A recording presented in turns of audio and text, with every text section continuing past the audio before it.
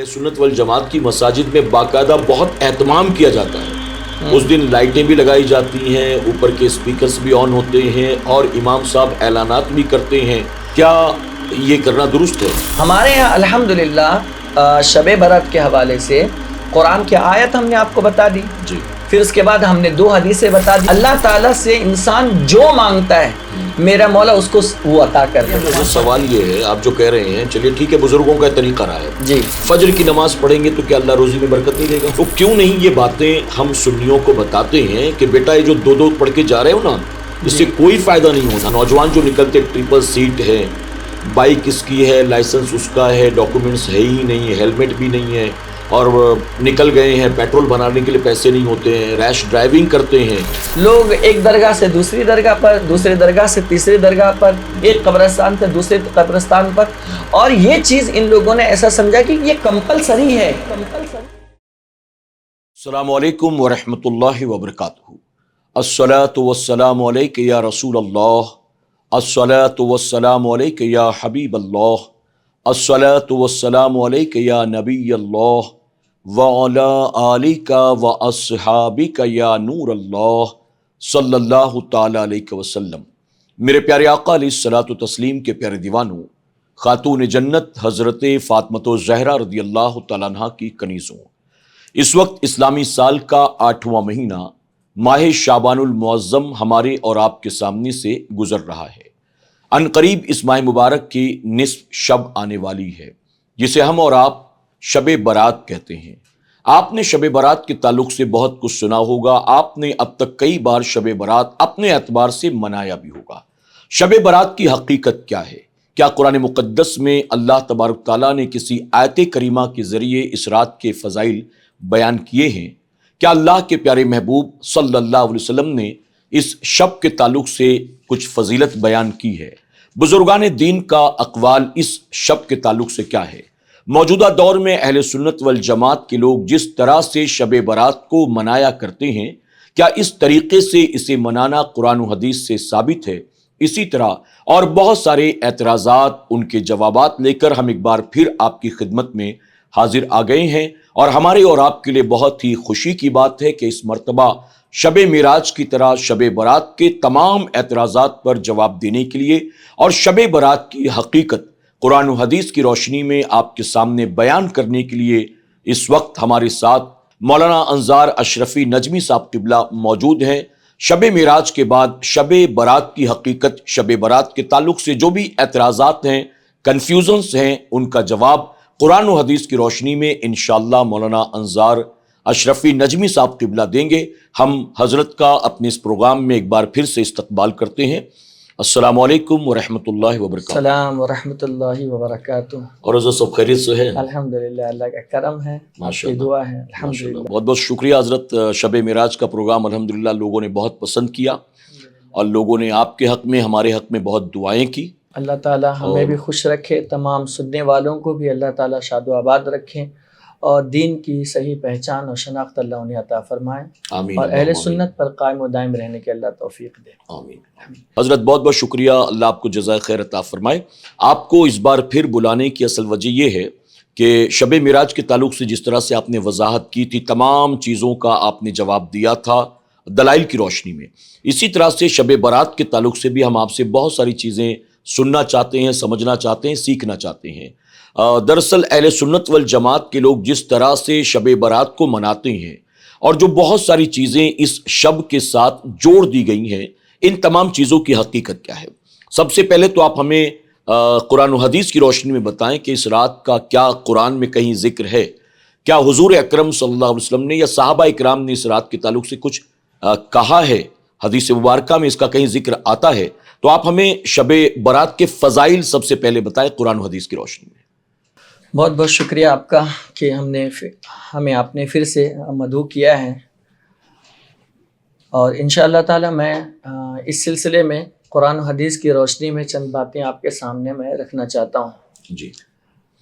آپ جب قرآن مقدس اٹھا کر کے دیکھیں گے تو اہل سنت کا یہ طرز امتیاز ہمیشہ سے رہا ہے کہ وہ اپنے کسی بھی معاملات کو قرآن و حدیث سے جدا نہیں رکھتے ہیں. سبحان اللہ. وہ جب بھی اپنا کوئی بھی موقف بناتے ہیں تو سب سے پہلا ہمارا منہج اور طریقہ یہی ہوتا ہے کہ ہم قرآن سے اس سلسلے میں کوئی دلیل لائیں، سبحان اللہ، اور پھر اس کے بعد قرآن کے بعد احادیث طیبہ کو دیکھیں، پھر صحابہ کرام کے اور پھر بزرگان دین کے اعمال کو ہم سامنے رکھتے ہوئے کوئی نہ کوئی ہم ایک طریقہ لیتے ہیں اور اسی حساب سے ہم چلتے ہیں۔ جی، اللہ تعالیٰ نے قرآن پاک میں 25ویں پارے میں سورہ دخان میں فرمایا ہے، حامیم والکتاب المبین انا انزلناہ فی لیلۃ مبارکۃ انا کننا منذرین سبحان اللہ، فیہا یفرق کل امر حکیم۔ سبحان اللہ، یہ ابتدائی آیات ہے سورہ دخان کی۔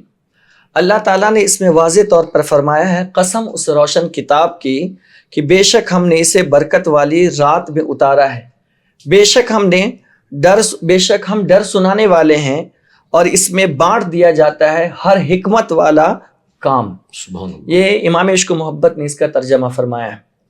اس آیت پر اگر آپ غور کریں تو اس کی تفسیر، کیونکہ جہاں پر کوئی اجمال ہوتا ہے تو ہم اس کی وضاحت کے لیے تفسیر کی طرف رجوع کرتے ہیں، جی، اور جب ہم تفسیر کی طرف جاتے ہیں تو علامہ ساوی کو آپ لے لیں، امام جلال الدین سیوطی کو آپ لے لیں، اور دیگر محدثین کو آپ لے لیں، تو یہاں پر انہوں نے اس چیز کی وضاحت کی ہے کہ یہاں فیہا یفرق کل امر حکیم سے کیا مراد ہے، یہ کون سی رات ہے جس میں جو ہے انسان کی چیزیں تقسیم کر دی جاتی ہیں۔ تو کہا گیا کہ اس سے مراد یا تو لیلۃ القدر ہے یا پھر لیلۃ من نصف شعبان ہے۔ جی، تو اس سلسلے میں دو قول ملتے ہیں کہ جس میں انسان کی ساری چیزیں تقسیم کر دی جاتی ہے، روزی ہے یا ان کے اعمال ہے یا وہ جتنا جینا ہے یا مرنا ہے، ان چیزوں کے حوالے سے اچھا، تو اس میں دو قول ملتے ہیں۔ ایک تو ہے کہ لیلۃ القدر میں کیا جاتا ہے، جی، اور دوسرا قول یہ ہے کہ 15ویں شعبان کی شب میں یہ سارے معاملات طے پاتے ہیں۔ جی، اسی لیے، اور یہی قول حضرت اکرمہ کا بھی ہے اور دیگر تابعین کا بھی یہی موقف ہے۔ جی، ٹھیک، تو قرآن مقدس کی اس آیت سے یہ بات سمجھ میں آتی ہے کہ قرآن میں صراحتاً نہ صحیح لیکن اجمالاً شب برات کا ذکر بھی ہے۔ یہ تو قرآن مقدس کی روشنی میں نے آپ کے سامنے عرض کیا ہے۔ سبحان اللہ، احادیث طیبہ میں آپ جائیں تو امام حسن بصری کے واسطے سے تقریباً 34 احادیث طیبہ ہیں، سبحان اللہ، جس میں فضائل شعبان کی 15ویں شب کی فضیلت بیان کی ہے۔ امام جلال الدین سیوطی رحمۃ اللہ تعالی علیہ نے تقریباً 15 کے قریب احادیث مرفوعہ، سبحان یعنی اللہ، ڈائریکٹ رسول اللہ صلی اللہ علیہ وسلم نے جو چیزیں بیان کی ہے، حدیث بیان کی ہے، وہ 15 احادیث طیبہ امام جلال الدین سیوطی رحمۃ اللہ تعالی علیہ نے الدر المنصور کے اندر بیان کیا ہے۔ سبحان اللہ، آپ ایک حدیث ابن ماجہ شریف کی ہے، اس شب کے حوالے سے کہا گیا ہے، اور وہ حدیث الترغیب و ترغیب میں بھی ہے، اور اس کے علاوہ ابن ماجہ میں بھی ہے، اور دیگر اور کنز العمال کے اندر بھی یہ حدیث پاک ہے۔ اس حدیث کو بیان کرنے والے مولا علی شیر خدا علی المرتضیٰ رضی اللہ تعالیٰ عنہ ہیں۔ وہ فرماتے ہیں، ان علی رضی اللہ تعالیٰ عنہ ان النبی صلی اللہ تعالیٰ علیہ وسلم قال اذا كانت لیلۃ من نصف شعبان، کہ جب شعبان کی 15ویں تاریخ آتی ہے، جی، فإن اللہ تبارک و تعالی ينزل فيها لغروب الشمس الى سماء الدنیا سبحان فیقول الا من مستغفر فاغفر له، الا من مسترزق فارزقه، الا من معاف فاعافه، الا كذا الا كذا حتى يطلع الفجر۔ سبحان اللہ، حضرت علی رضی اللہ تعالیٰ عنہ روایت کرتے ہیں کہ حضور صلی اللہ علیہ وسلم نے فرمایا کہ جب ماہ شعبان کی 15ویں شب آئے جی، یا آتی ہے تو اللہ تبارک و تعالی آسمانی دنیا کی طرف نزول اجلال فرماتا ہے۔ اچھا، یہاں یہ بھی بتا دوں کہ اترتا نہیں ہے، اللہ اترنے چڑھنے سے پاک ہے۔ جی، نزول اجلال کا مطلب ہوتا ہے خاص توجہ اللہ تعالیٰ اپنے بندوں پر فرماتا ہے۔ سبحان اللہ، تو اللہ رب العزت خاص نزول اجلال فرماتا ہے جیسے ہی سورج غروب ہوتا ہے تب سے لے کر کے طلوع فجر تک، یعنی صبح صادق تک۔ جی، اور اس میں اللہ کیا فرماتا ہے، الا من مستغفر فاغفر له، ہے کوئی ایسا بندہ جو مجھ سے مغفرت طلب کرے تو میں اسے بخش دوں۔ سبحان اللہ، الا من مسترزقین، ہے کوئی بندہ جو مجھ سے روزی مانگے تو میں اسے روزی عطا کروں۔ سبحان اللہ، ہے کوئی بندہ جو مجھ سے معافی مانگے تو میں اسے معاف کر دوں۔ سبحان اللہ، الا کذا حتی یطلع الفجر، سبحان اللہ، یہاں تک کہ اسی طرح مسلسل اللہ کہتا ہے یہاں تک کہ فجر طلوع ہو جاتا ہے۔ سبحان اللہ، تو یہ ایک حدیث پاک ہے۔ ایک حدیث پاک حضرت عائشہ سے منقول ہے جس کو امام ابن حبان نے اپنی سیاح صحیح ابن حبان میں بیان کیا، اور اس کے سارے راوی ثقہ ہیں۔ سبحان اللہ۔ یعنی یہاں یہ بھی بتا دوں کہ ماہ شعبان کی جو 15ویں شب کی جو فضیلت ہے وہ صرف ضعیف احادیث پر موقوف نہیں ہے، جی بلکہ اس کے لیے احادیث صحیحہ بھی ہے، جی احادیث حسن بھی ہے، اور احادیث ضعیف بھی ہے، جی اور تینوں ہمارے نزدیک مقبول ہیں۔ جی یہ اور بات ہے کہ احادیث صحیحہ اعتقادات اور احکامات میں ہیں، جی اور فضائل والی جو ہے وہ ضعیف حدیثیں جتنی ہوتی ہے وہ فضائل کے سلسلے میں مقبول ہے۔ جی تو شب برات کے جتنے بھی مسائل ہیں وہ تو یوں بھی فضائل کی ہی باب میں آتے ہیں، جی تو وہاں پر یہ حدیث صحیح ہے۔ حضرت عائشہ صدیقہ رضی اللہ تعالیٰ عنہ سے یہ روایت موجود ہے۔ سبحان اللہ۔ آپ فرماتی ہے، اور اس کے اصل راوی حضرت معاذ بن جبل ہیں۔ سبحان اللہ۔ حضرت معاذ بن جبل کے وساطت سے یہ حدیث آئی ہوئی ہے، اور حضرت عائشہ کے حوالے سے ہے کہ حضرت عائشہ صدیقہ رضی اللہ تعالیٰ عنہ کہتی ہے کہ میں نے نبی پاک صلی اللہ علیہ وسلم کو میں نے اپنی بستر پر دیکھا تو میں نے اپنے حضور کو نہیں پایا، جی تو مجھے ایسا گمان ہوا کہ شاید حضور صلی اللہ علیہ وسلم کسی اور ازواج کے گھر تشریف لے گئے ہوں، جی تو میں نکلی اور تلاش کی تو میں نے حضور کو کہیں نہیں پایا، تو پھر میں بقیع کی طرف، مسلمانوں کے قبرستان کی طرف جب میں گئی تو حضور صلی اللہ علیہ وسلم کو میں نے وہاں پر پایا، جی تو حضور صلی اللہ علیہ وسلم اس وقت دعا فرما رہے تھے، جی تو حضور علیہ السلام نے دعا کا اختتام کیا، اور پھر میری طرف دیکھ کر حضرت عائشہ صدیقہ رضی اللہ تعالیٰ کہتی ہے کہ میری طرف حضور نے دیکھا اور فرمایا، عائشہ کیا تم یہ گمان کرتی ہو کہ میں نے تمہاری حق تلفی کی ہے؟ ایسا نہیں ہے، بلکہ یہ وہ رات ہے، آج کی رات وہ اتنی مقدس رات ہے کہ اللہ تعالیٰ بنو کلب کی بکریوں کے تعداد کے برابر اللہ آج کی رات لوگوں کی مغفرت فرما دیتا ہے۔ سبحان اللہ۔ تو یہ تو حدیث صحیح سے ثابت ہے جی کہ آج کی رات بڑی مقدس رات ہے، سبحان اللہ۔ اور اس رات میں عبادت، ذکر و اذکار، اوراد و وظائف، نمازیں، جی یہ ساری چیزیں کرنی چاہیے، جی اور اس کے اندر یہ بھی کہا گیا ہے کہ فقوموا لیلہا جی وصوموا نہارہا۔ سبحان اللہ۔ حضرت علی رضی اللہ تعالیٰ عنہ فرماتے ہیں کہ اللہ کے نبی صلی اللہ علیہ وسلم نے فرمایا فقوموا لیلہا، یہ فعل امر ہے، جی اس رات میں قیام کرو، سبحان اللہ۔ یہ حضور کا حکم ہے، سبحان اللہ۔ اور پھر وصوموا نہارہا، اور اس کے دن میں روزہ رکھو۔ سبحان تو اللہ۔ اسے یہ بات سمجھ میں آتی ہے کہ رات میں عبادت کرنے کا حکم یہ رسول اللہ صلی اللہ علیہ وسلم نے خود عطا فرمایا ہے۔ سبحان اللہ۔ اچھا، قوموا لیلہا جب حضور صلی اللہ علیہ وسلم نے فرمایا ہے تو اس کا یہ مطلب نہیں ہے کہ یہ مخصوص ایک ہی رات ہے، جی ایک ہی مرتبہ گئے تھے اور اس کے بعد یہ سسٹم نہیں ہوا ہے۔ جی فقوموا یہ لفظ یہ بتا رہا ہے جی کہ حضور نے اسے کرنے کا حکم دیا ہے صلی اللہ علیہ وسلم، اور جب کرنے کا حکم دیا ہے تو یہ مسلسل ہے، سبحان اللہ۔ قیامت تک کے لیے، جی اور ہم تو رسول اللہ کے فرمان پر عمل کر رہے ہیں۔ سبحان اللہ۔ سبحان اللہ۔ حضرت اس میں ایک جہاں سے آپ نے بات شروع کی، جی آپ نے کہا کہ قرآن مقدس کی جو آیت کریمہ ہے، جی تو بعض لوگوں نے کہا کہ یہ لیلۃ القدر کے تعلق سے ہے، جی بعض لوگوں نے کہا کہ یہ نصف شعبان کی شب کے تعلق سے ہے۔ جی تو اب اس میں اگر آج بھی کوئی شخص اس بات کی ضد کرے یا ان بزرگوں کی کتابوں کا حوالہ دے اور کہے کہ یہ آیت کریمہ جو اہل سنت والجماعت کے لوگ شب برات پر فٹ کرتے ہیں، دراصل یہ فلاں فلاں بزرگوں نے اپنی کتاب میں اس کی تفسیر میں لکھا ہے کہ یہ شب برات کے لیے نہیں بلکہ شب قدر کے لیے ہے، تو اب یہ کیسے فیصلہ ہو کہ یہ شب قدر کے لیے نہیں ہے یہ آیت کریمہ؟ یہ جو سارے فضائل قرآن مقدس کی آیت کریمہ کے ذریعے آپ نے بیان کیا، تو یہ شب برات ہی کے لیے ہے، یہ کیسے پتہ چلے گا؟ اصل میں کیسا ہوتا ہے کہ دیکھیے، قرآن پاک کی کوئی بھی آیت جو ہوتی ہے اس کی تفسیریں جو ہوتی ہے وہ بہت زیادہ ہوتی ہے، یہاں تک کہ ایک ایک آیت کی 70 ہزار تفسیریں ہوتی ہیں۔ سبحان اللہ۔ یہ بھی ہو سکتا ہے کہ مجموعی طور پر لیلۃ القدر میں اللہ تعالیٰ نے اتارا ہو اور اس کی تفصیل جو ہے وہ شب برات میں ہوئی ہو، اچھا، یا مجموعی طور پر جو ہے شب برات میں معاملات ہوئے ہو، اتارا گیا ہو احکامات، اور اس کی تفصیل جو ہے لیلۃ القدر میں ہوئی ہو۔ جی تو اس طریقے سے علماء دونوں طرف گئے ہیں۔ اچھا، اگر لیلۃ القدر کے علاوہ شب برات کی کوئی فضیلت نہیں ہوتی تو پھر اکرمہ جیسے صحابی جی جی یہ اس طرف کیوں جاتے؟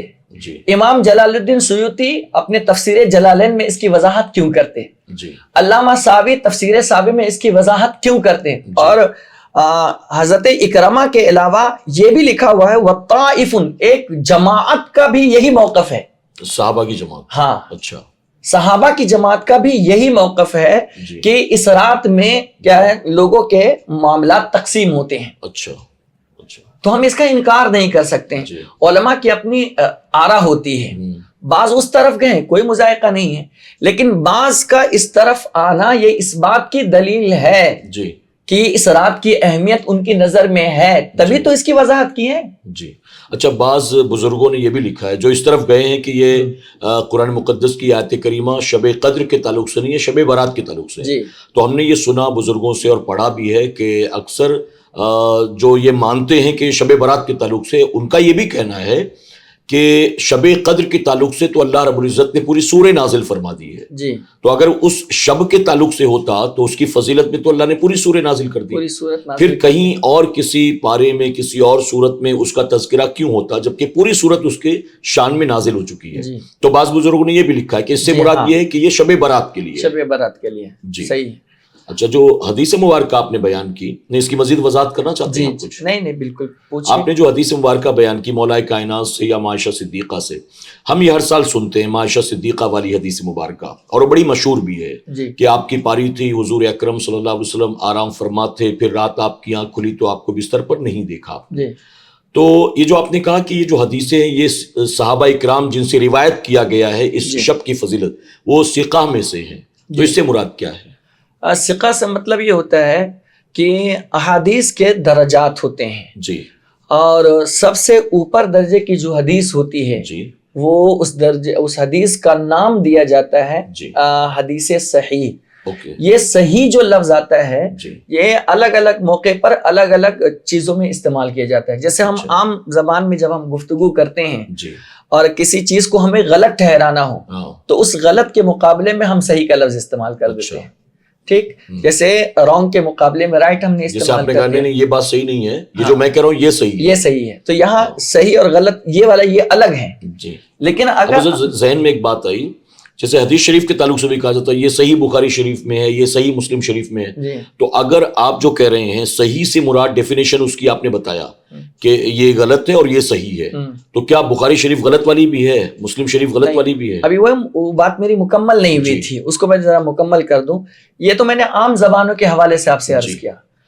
اصول حدیث کی ایک اصطلاح، ان کی اپنی ایک ٹنگ ہے، اپنی زبان ہے. اوکے. اس زبان میں ایسا ہے کہ اگر کوئی حدیث پاک جی جن کو بیان کرنے والے جتنے راوی ہوتے ہیں، یعنی جتنے اشخاص ہوتے ہیں، جی صحابی، صحابی کے بعد تابعی، تابعی کے بعد تبع تابعی، اور پھر اس کے بعد مؤلف کتاب یعنی رائٹر، یعنی حضور اکرم صلی اللہ علیہ وسلم سے جی ہوتے ہوئے وہ حدیث مبارکہ امام بخاری تک پہنچی. ہاں. تو درمیان میں 8 راوی ہیں، 8 راوی، 6 راوی ہیں، 5 جی. راوی ہیں. جی تو یہ جتنے ہیں نا جی. یہ سب لائق اعتبار ہونا چاہیے. اچھا. ان کا حافظہ خراب نہیں ہونا چاہیے. جی ٹھیک، اور اول درجے کے متقی اور پرہیزگار ہونی چاہیے. جی. یہ ساری چیزیں جب شرائط پائی جاتے ہیں، عادل ہونا چاہیے، تام الضبط ہونا چاہیے، یعنی کیچ کرنے کا مادہ مکمل ہونا چاہیے. جب سارے راویوں کے اندر یہ کوالٹی پائی جاتی ہے تب ایسی حدیث کو کا نام جو ہے نا صحیح دیا جاتا ہے. اچھا.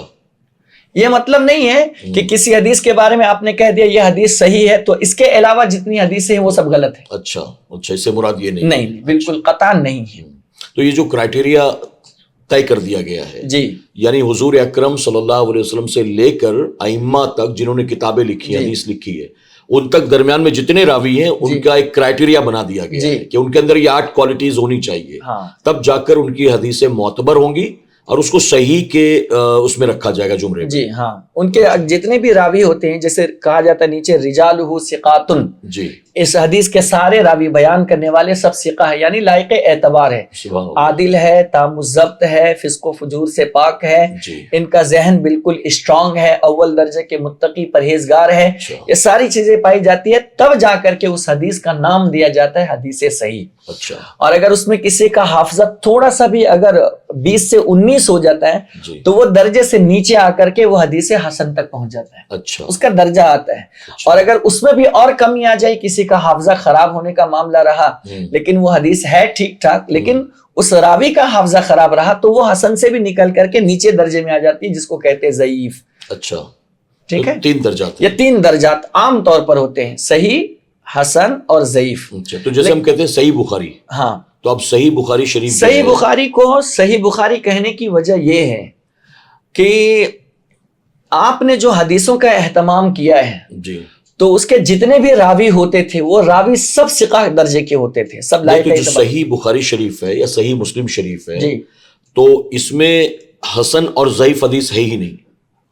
امام شیخ عبدالحق محدث دہلوی رحمۃ اللہ تعالی علیہ نے یہ فرمایا ہے کہ ان کی اکثر حدیثیں صحیح ہیں.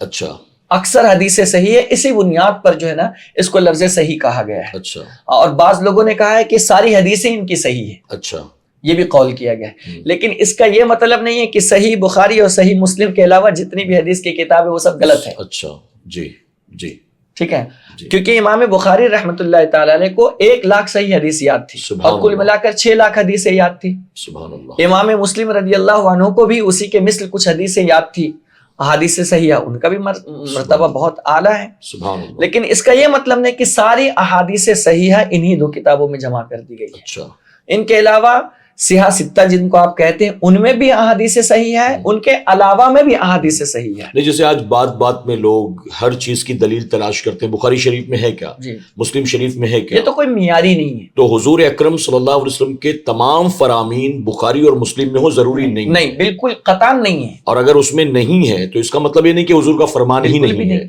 جی، تو یہ لوگوں نے اپنی طرف سے بنا رکھا ہے، اس کی کوئی اصل حقیقت نہیں. کوئی حقیقت نہیں ہے. جی آپ مجھے بتائیں اگر یہی معیار تھا تو پھر امام بخاری کس حدیث کو لیتے تھے، جی صحیح. امام مسلم کس کو لیتے تھے، امام ترمذی، امام نسائی کون سی احادیث کی کتاب پڑھتے تھے. جی امام بخاری کی پیدائش تو تقریباً 194 میں ہوئی ہے. جی تو 194 سے پہلے بخاری مسلم کا کوئی وجود نہیں تھا. جی. تو اس سے پہلے جو امام شافعی تھے، امام محمد تھے، امام ظفر تھے، امام ابو یوسف تھے اور امام حمیدی تھے، دیگر محدثین تھے، امام عبد الرزاق تھے، جی یہ سب محدثین تو وہ کس بخاری اور مسلم کو پڑھتے تھے. صحیح.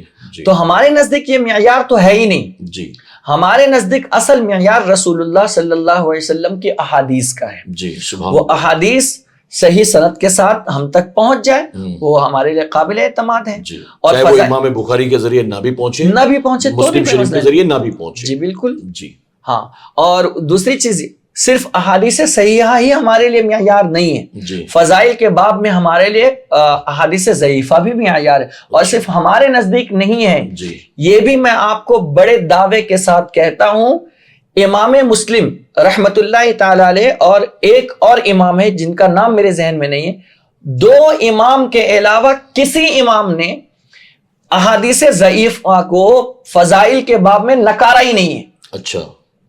کسی نے انکار نہیں کیا ہے. یعنی امام بخاری نے بھی قبول کیا ہے. ہاں بالکل ابو قبول داؤد، کیا ہے. ترمذی، بلکہ خود آپ کو بتاؤں امام بخاری کی بخاری شریف کے علاوہ تقریباً 27-28 کتابیں ہیں. سبحان اللہ. اور ہر کتاب کے اندر جو ہے نا احادیث ضعیفہ موجود ہے. اچھا. فضائل کے باب. فضائل کے باب میں اس میں بھی احادیث صحیحہ ہے. اچھا. ٹھیک ہے. دوسری چیز صحیح بخاری لکھنے کی وجہ یہ ہوئی تھی کہ آپ کے استاذ محترم کی تمنا تھی جی کہ کوئی ایک ایسی کتاب ہمارے سامنے ہو جس میں سند کے اعتبار سے ساری حدیثیں صحیح ہو.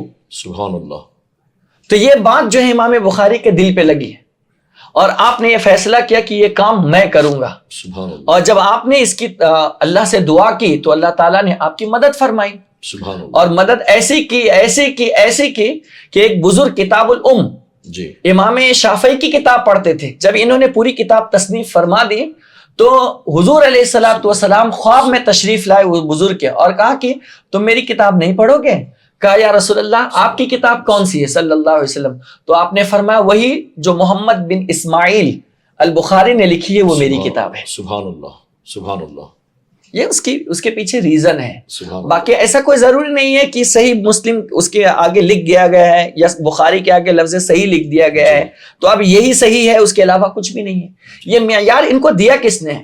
جی آپ ان سے پوچھو کوئی اصول، کوئی ضابطہ، قرآن کی کوئی آیت جی یا کسی محدث کا قول کی یہی ہونا چاہیے. جی. ایک حوالہ ہمیں دکھا دیں. جی صحیح نہیں ہے، کہیں بھی نہیں ہے. جی. یہ سب قوم کو صرف گمراہ کیا جا رہا ہے.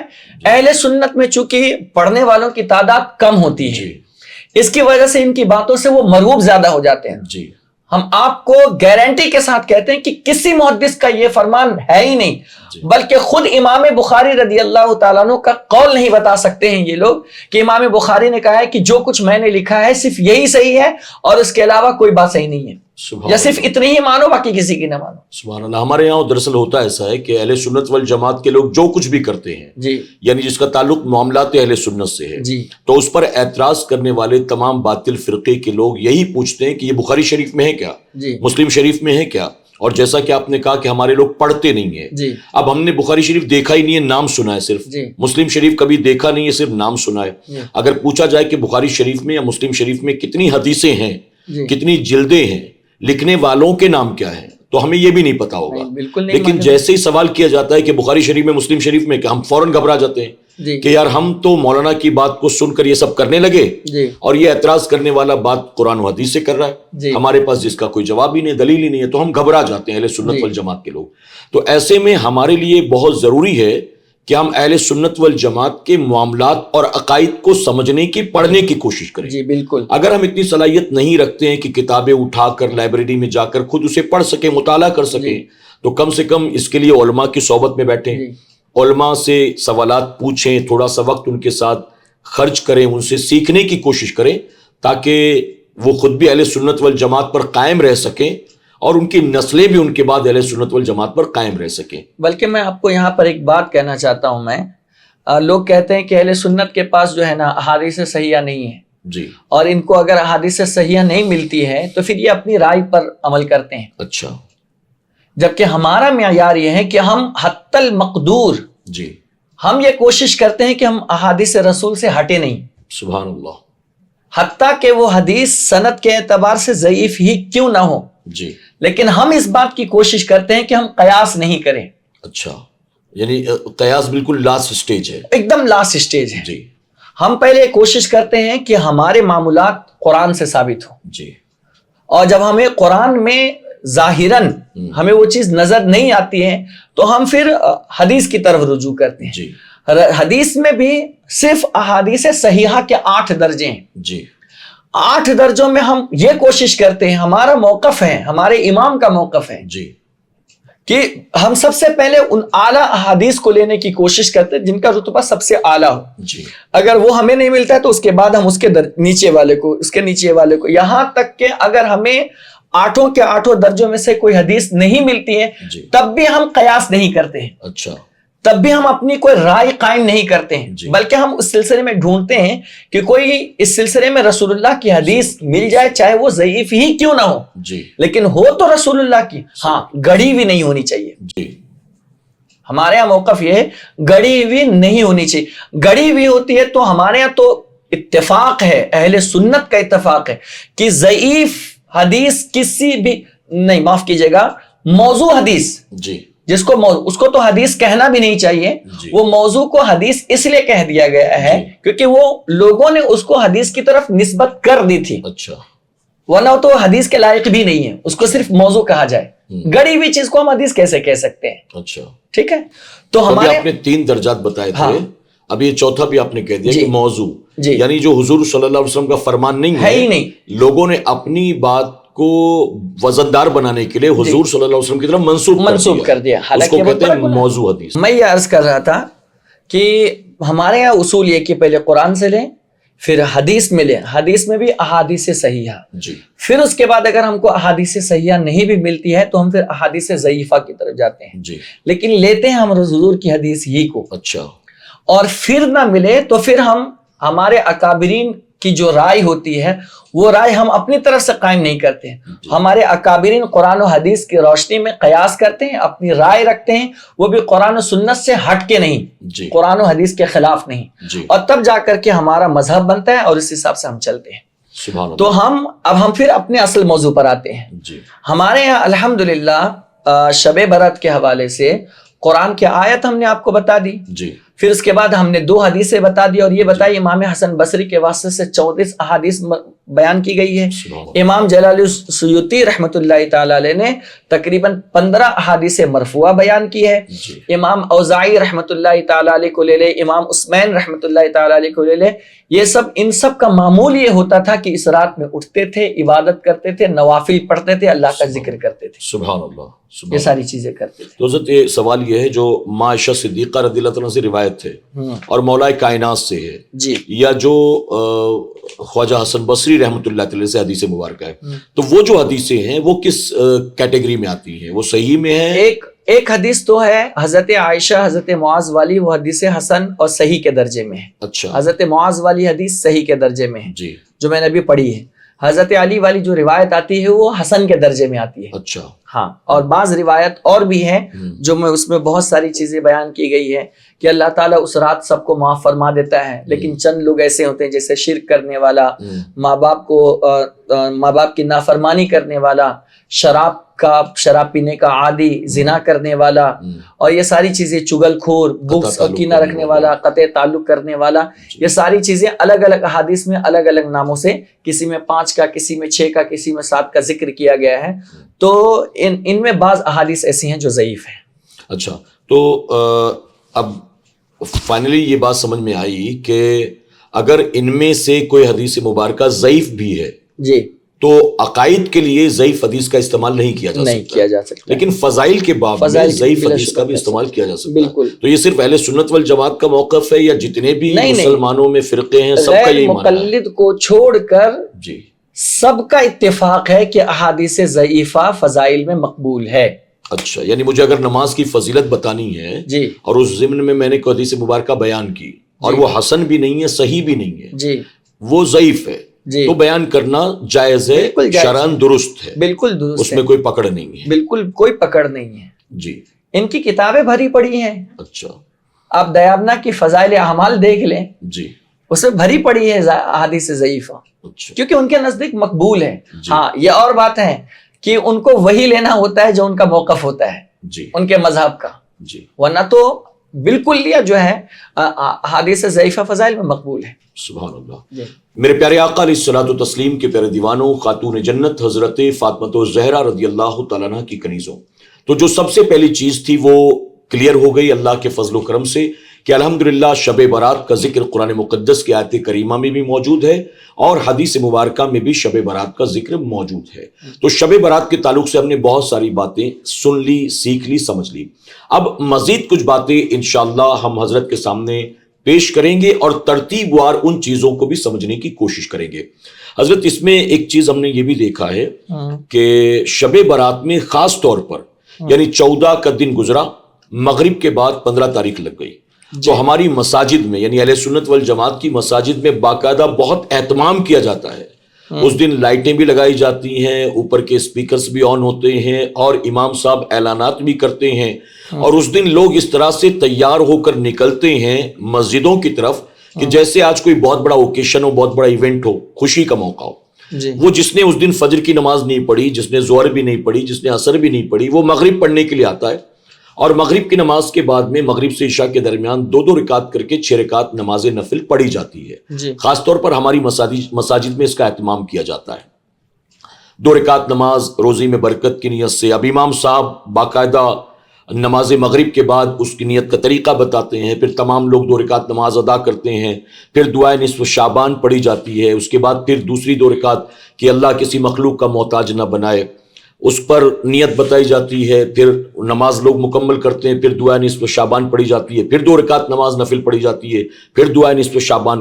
تو یہ جو اہتمام کیا جاتا ہے باقاعدہ, یعنی وہ بندہ جو 5 وقت کی نماز کبھی پڑھتا ہی نہیں ہے, اب وہ روزی میں برکت کے لیے 2 رکعت پڑھنے کے لیے آ گیا نفل نماز مغرب سے عشاء کے درمیان, عمر میں برکت کے لیے, مخلوق کی محتاجی سے بچنے کے لیے وہ آ گیا ہے پڑھنے کے لیے. تو ایسا کرنا کیا درست ہے؟ یعنی فرائض کی واجبات کی فکر نہ کریں اور اس دن نوافل کا خوب اہتمام کیا جائے, اور مسجدوں میں بھی باقاعدہ امام کو ساتھ لے کر انتظامات کیے جائیں اور لوگوں کو اس کی طرف آمادہ کیا جائے.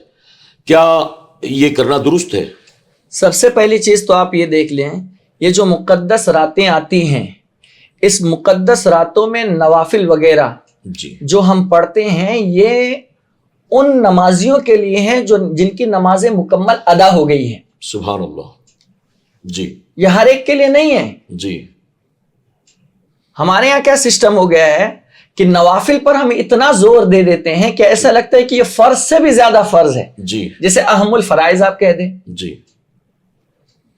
رات میں نوافل وغیرہ جو آپ کہہ رہے ہیں اور جو پڑھتے ہیں ہمارے یہاں لوگ، یہ ان لوگوں کے لیے جن کی نمازیں مکمل ہو. ورنہ نوافل کا معاملہ تو یہاں تک ہے کہ وہ زمین و آسمان کے درمیان معلق ہو جاتی ہے اگر نماز قضا ہو تو. جی. تو سب سے پہلی چیز تو ہم لوگوں نے یہ دماغ میں یہ گھسا لیا ہے کہ یہ نماز ہمارے لیے فرض ہے. جی. اور عشاء کی نماز چھوڑ جاتے ہیں. جی. جی. جبکہ فرض ان پر عشاء ہے. جی. نہ کہ یہ تینوں نفل نمازیں ہیں. جی. اچھا، اس کی کیا حقیقت ہے؟ تو بہت زیادہ اس کی حقیقت اگر ہے تو وہ صلاۃ الاوابین کی ہو سکتی ہے. جی.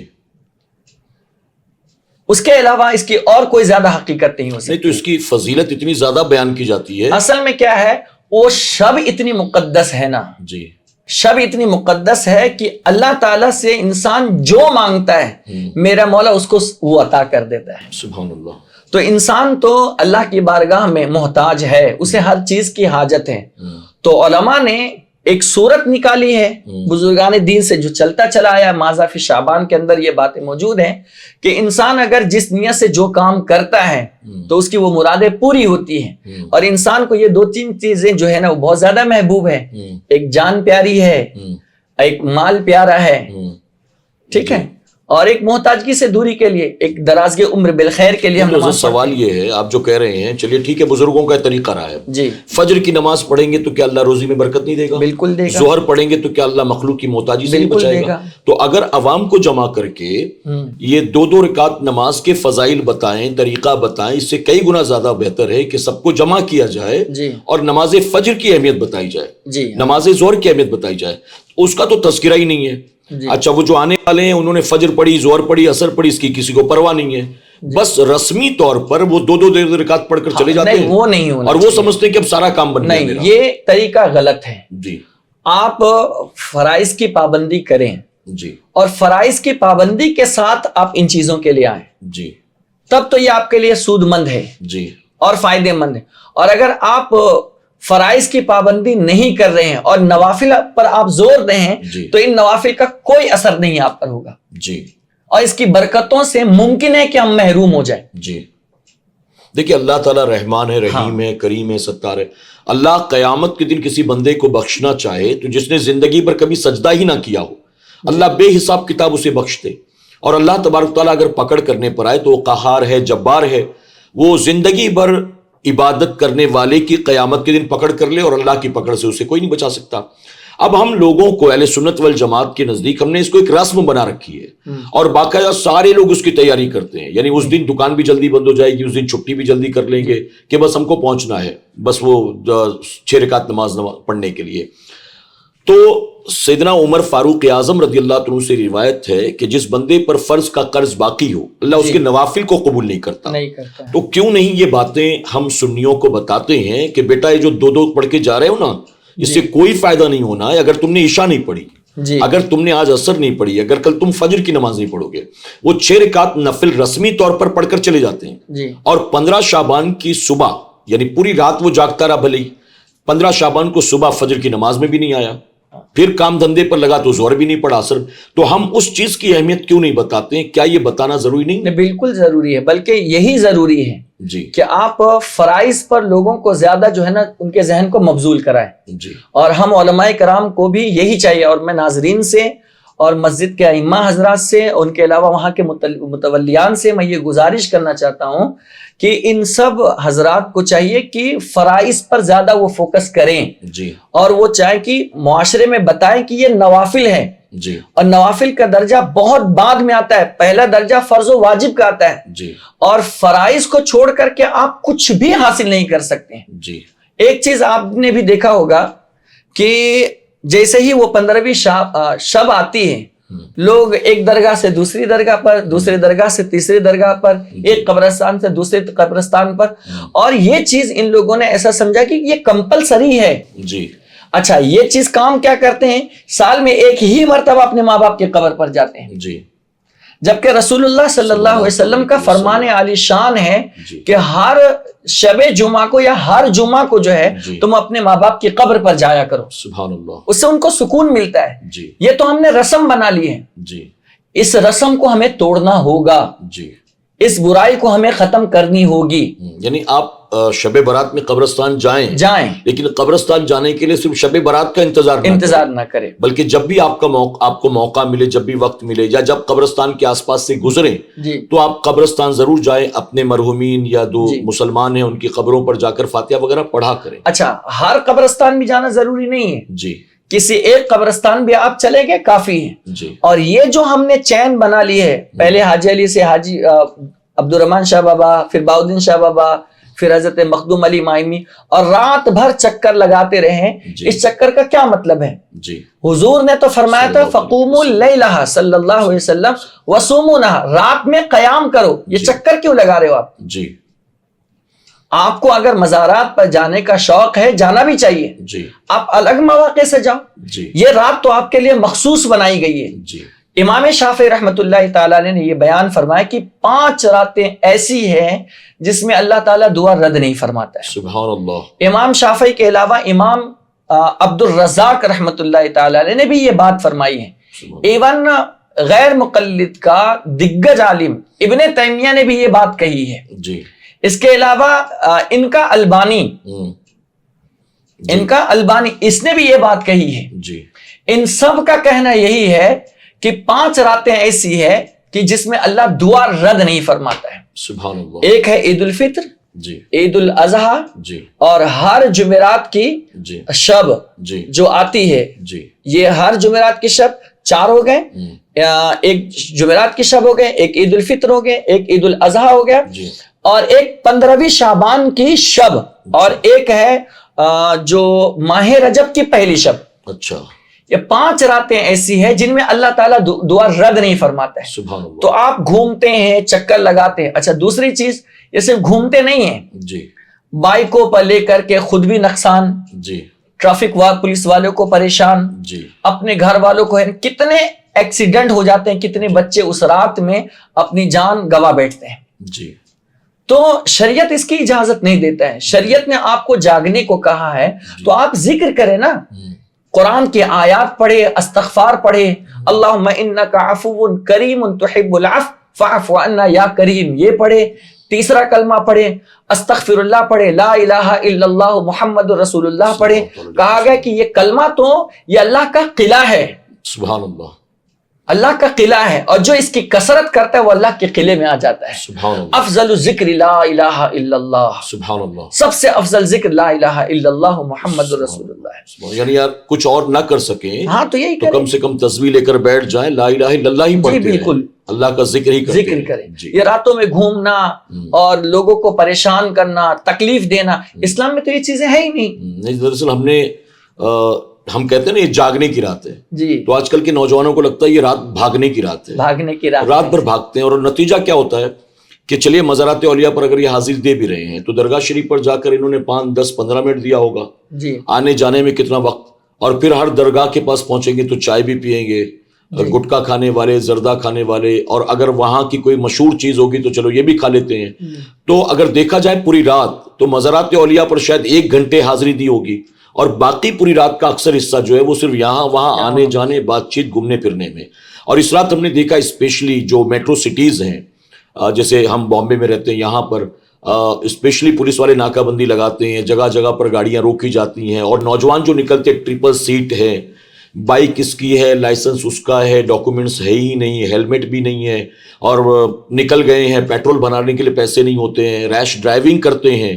ہم نے خود اس رات میں کئی ایکسیڈنٹس دیکھے ہیں، بلکہ میں نے شاید 2 یا 3 سال پہلے پڑھا تھا کہ پولیس والوں نے ناکہ بندی میں تقریباً 2000 لوگوں کو پکڑ کر فائن کیا ہے۔ آپ سوچیں، تو ماں باپ کو بھی اس بات کا خیال رکھنا چاہیے کہ اس رات میرا بیٹا محلے کی مسجد میں جا کر بیٹھے، عبادت کرے، نہ ہو سکے تو کم سے کم گھر میں رہے، اگر عبادت کرے تو الحمدللہ، نہ ہو سکے تو سو جائے۔ آوارہ گردی کرنے سے، اس رات کو بدنام کرنے سے، اہل سنت والجماعت کو بدنام کرنے سے تو بہتر ہے کہ کہیں نہ جائے، رات سو جائے اور اگر جانا ہے تو اپنے محلے کی مسجد میں چلا جائے، قریب میں کوئی درگاہ شریف ہے وہاں چلا جائے، اپنی آبادی میں قبرستان ہے وہاں چلا جائے، تو یہ سب کر لے وہ بہتر ہے اس کے حق میں، یہاں وہاں بھٹکنے کے مقابلے، آوارہ گردی کرنے کے مقابلے۔ بلکہ جو غیر مسلم حضرات ہیں، کوئی رات دفتر سے آ رہا ہے، کسی کو ایئرپورٹ جانا ہے، کسی کو ایمرجنسی ہاسپٹل جانا ہے، وہ بھی بیچارے ٹریفک میں پھنس جاتے ہیں، اور پھر وہ دیکھتے ہیں مسلمانوں کو پتہ نہیں آج یہ کیوں نکلے ہڑدنگ مچانے کے لیے، انہوں نے پورا ٹریفک بلاک کر رکھا ہوا ہے، پورا شہر سر پر اٹھا رکھا ہوا ہے۔ تو یہ ساری چیزیں ہماری بدنامی کا سبب بھی بنتی ہے، تو ہمیں اور آپ کو اس سے بہت احتیاط کرنا چاہیے۔ حضرت ایک سوال اور بھی ہے، جیسا کہ عام طور پر ہم سنتے ہیں لوگوں سے، بعض بیان کرنے والے یوں بیان کر دیتے ہیں، آپ نے اس کی وضاحت کی ہے لیکن پھر بھی تھوڑا چاہتا ہوں اس پر اور مزید روشنی ڈالیں۔ لوگ یوں کہہ دیتے ہیں کہ اس رات اللہ تبارک و تعالیٰ آسمانی دنیا پر آ جاتا ہے اور اللہ آواز دیتا ہے کوئی مانگنے والا، ہے کوئی برکت مانگنے والا، ہے کوئی نجات مانگنے والا۔ تو آپ نے حالانکہ شروع میں اس پر تھوڑی روشنی ڈالی، میں چاہتا ہوں مزید وضاحت کر دیں کہ اللہ تبارک و تعالیٰ اس رات پہلے آسمان پر آ جاتا ہے، اس سے پہلے وہ کہاں رہتا ہے؟ جی یہی تو اصل سوال ہے۔ اللہ تعالیٰ آنے جانے سے پاک ہے، اللہ تعالیٰ کو سبحان کہا جاتا ہے، جی، اور سبحان کا مطلب ہی یہ ہوتا ہے کہ ہر عیب سے، ہر امکان عیب سے، سبحان اللہ، ہر نقص سے، ہر امکان نقص سے، جی ٹھیک، ہر عوارض سے، ہر امکان عوارض سے، جی ہر وہ کام جو انسان کے لائق ہے اور اس کے جو امکانات ہیں ان سب سے جی، جو ذات پاک ہو اسے سبحان کہتے ہیں۔ سبحان اللہ، اللہ رب العزت جو ہے وہ آنے جانے سے، آمد و رفت سے اللہ پاک ہے، بیٹھنے سے، اٹھنے سے، کھانے پینے سے، یہ سب چیزوں سے پاک ہے، کیونکہ یہ ساری چیزیں جو ہے وہ انسان کے کاموں میں سے ہیں، جی اللہ کے کاموں میں سے نہیں ہے۔ سبحان اللہ اترنے چڑھنے سے، یہ سب چیزوں سے پاک ہے، جی ٹھیک۔ تو اللہ رب العزت آسمانی دنیا پر اترتا نہیں ہے۔ جی، اگر آپ اترنا لفظ مانتے ہیں بالفرض، جو لوگ کہتے ہیں معاذ اللہ، تو ان سے پوچھے یہاں پر رات ہے تو دوسری جگہ پہ تو دن بھی ہے، جی کہیں شام بھی ہے، کہیں صبح بھی ہے، تو کیا اللہ مسلسل ٹریولنگ کرتے رہتا ہے جی، یا کیا کرتا ہے معاذ اللہ؟ دوسری بات یہ بھی ہے کہ اللہ تعالیٰ کی رسی کا ایک حصہ زمین کی تہ تک ہے۔ اللہ کے رسول علیہ السلام نے فرمایا کہ اگر تم اللہ کو پکارو تم اللہ کو وہاں بھی پاؤ گے۔ سبحان اللہ، مراد یہ ہے کہ اللہ کی قدرت ہر جگہ ہے۔ جی یہ بعض لوگوں کی خام خیالی ہوتی ہے کہ اللہ آسمانی دنیا پر اترتا ہے، جی اللہ اترتا چڑھتا نہیں ہے، جی اللہ اس سے مراد خاص توجہ فرماتا ہے۔ جی، سبحان اللہ۔ تو جو لوگ یہ کہتے ہیں ان کو اس سے رجوع کر احتیاط لینا کرنا چاہیے، احتیاط برتنا کیونکہ میں نے سنا تھا ایک ایتھسٹ خود کہہ رہا تھا اعتراض کے درمیان کہ جو تم کہتے ہو کہ اللہ تعالیٰ آسمانی دنیا پر آ جاتا ہے تو کون سی کنٹری میں آتا ہے؟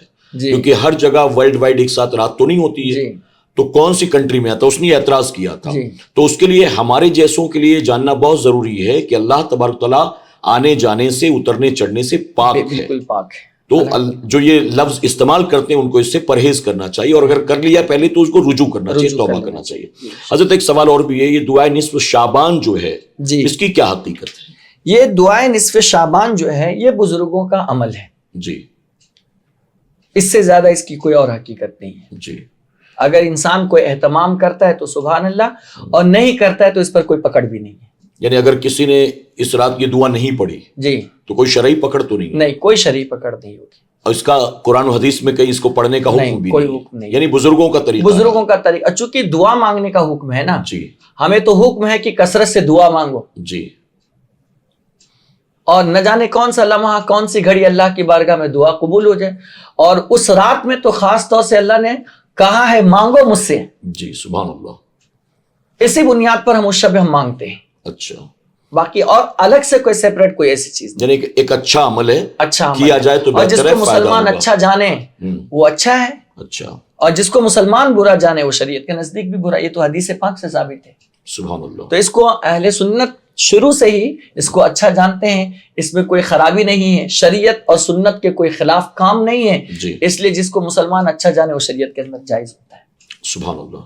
حضرت اسی طرح سے جو یہ ہے مشہور ہے کہ اس رات نامہ اعمال تبدیل کیے جاتے ہیں، یعنی جو آپ کا پچھلے سال کا دفتر تھا اس رات وہ سمیٹ دیا جاتا ہے اور نیا دفتر شروع ہوتا ہے نیکی اور بدی کا، اور اس رات اہم اہم فیصلے لکھے جاتے ہیں کہ پورے سال بھر میں کتنے لوگ پیدا ہونے والے ہیں، کتنے لوگ مرنے والے ہیں، کتنے گناہ گار توبہ کریں گے، کتنے نیکوکار گناہ کے راستے پر چلیں گے، کن کن کو حج کی سعادت حاصل ہوگی، اور یہ ساری چیزیں جو ہیں اس رات اہم اہم فیصلے کیے جاتے ہیں، اور فرشتوں کے حوالے اللہ تبارک تعالیٰ کی طرف سے یہ بندوں کے تعلق سے فرمان جاری کر دیا جاتا ہے کہ اس کے حصے میں اتنی روزی آنا ہے، اس سال اتنی بارش ہونا ہے، اس سال اتنا فصل پیدا ہوگی، اس سال اس کو اتنی برکت ملے گی، فلاں کے یہ کام بنیں گے، فلاں کے یہ کام بگڑیں گے۔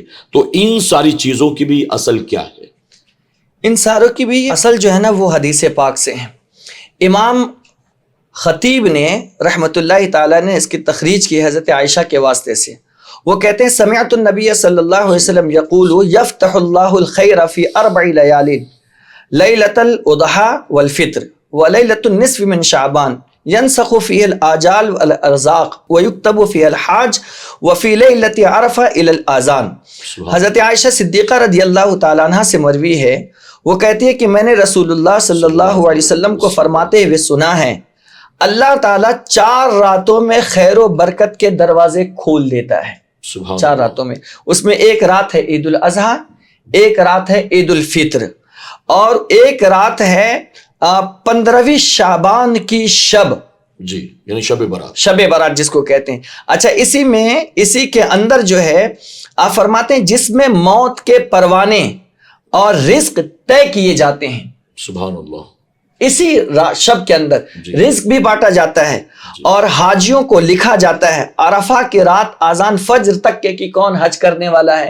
یعنی یہ حدیث جس کو امام جلال الدین سیوطی نے الدر المنصور کے اندر بھی بیان فرمایا ہے، جی وہ لکھتے ہیں کہ اس کے اندر اسی شب کے اندر روزی بھی تقسیم ہوتی ہے، کون حج کرنے والا ہے، اور دوسری حدیث میں امام جلال الدین سیوطی رحمۃ اللہ تعالی علیہ نے یہ بھی لکھا ہے کہ آپ فرماتے ہیں کہ اسی شب کے اندر اللہ تبارک و تعالی کس کی روح نکالے گا اور کس کی ولادت ہوگی، کس کے نام اعمال کیسے ہوں گے، یہ سب کچھ اسی شب میں لکھ دیا جاتا ہے۔ یعنی اسی رات دفتر بدلے جاتے ہیں، دفتر بدلے جاتے ہیں یا دفتر وہی ہوتا ہے اور یہ اہم ساری چیزیں نئی نئی لکھی جاتی ہیں؟ اس کے اندر ہوتا یہ ہے کہ حضور صلی اللہ علیہ وسلم کی حدیث یہ ہے کہ جب میرا نام اعمال جی سبحان اللہ رب العزت کی بارگاہ میں پیش کیا جائے جی تو میں روزے کی حالت میں رہوں، سبحان اور اللہ، جب میرا دفتر بند ہو تو بھی میں روزے کی حالت میں رہوں۔ سبحان اللہ۔ تو اس کا مطلب یہ ہوتا ہے کہ ایک دفتر کا کلوز ہوتا ہے اور دوسرے دفتر کی شروعات ہوتی ہے۔ اچھا، یعنی 14 کو مغرب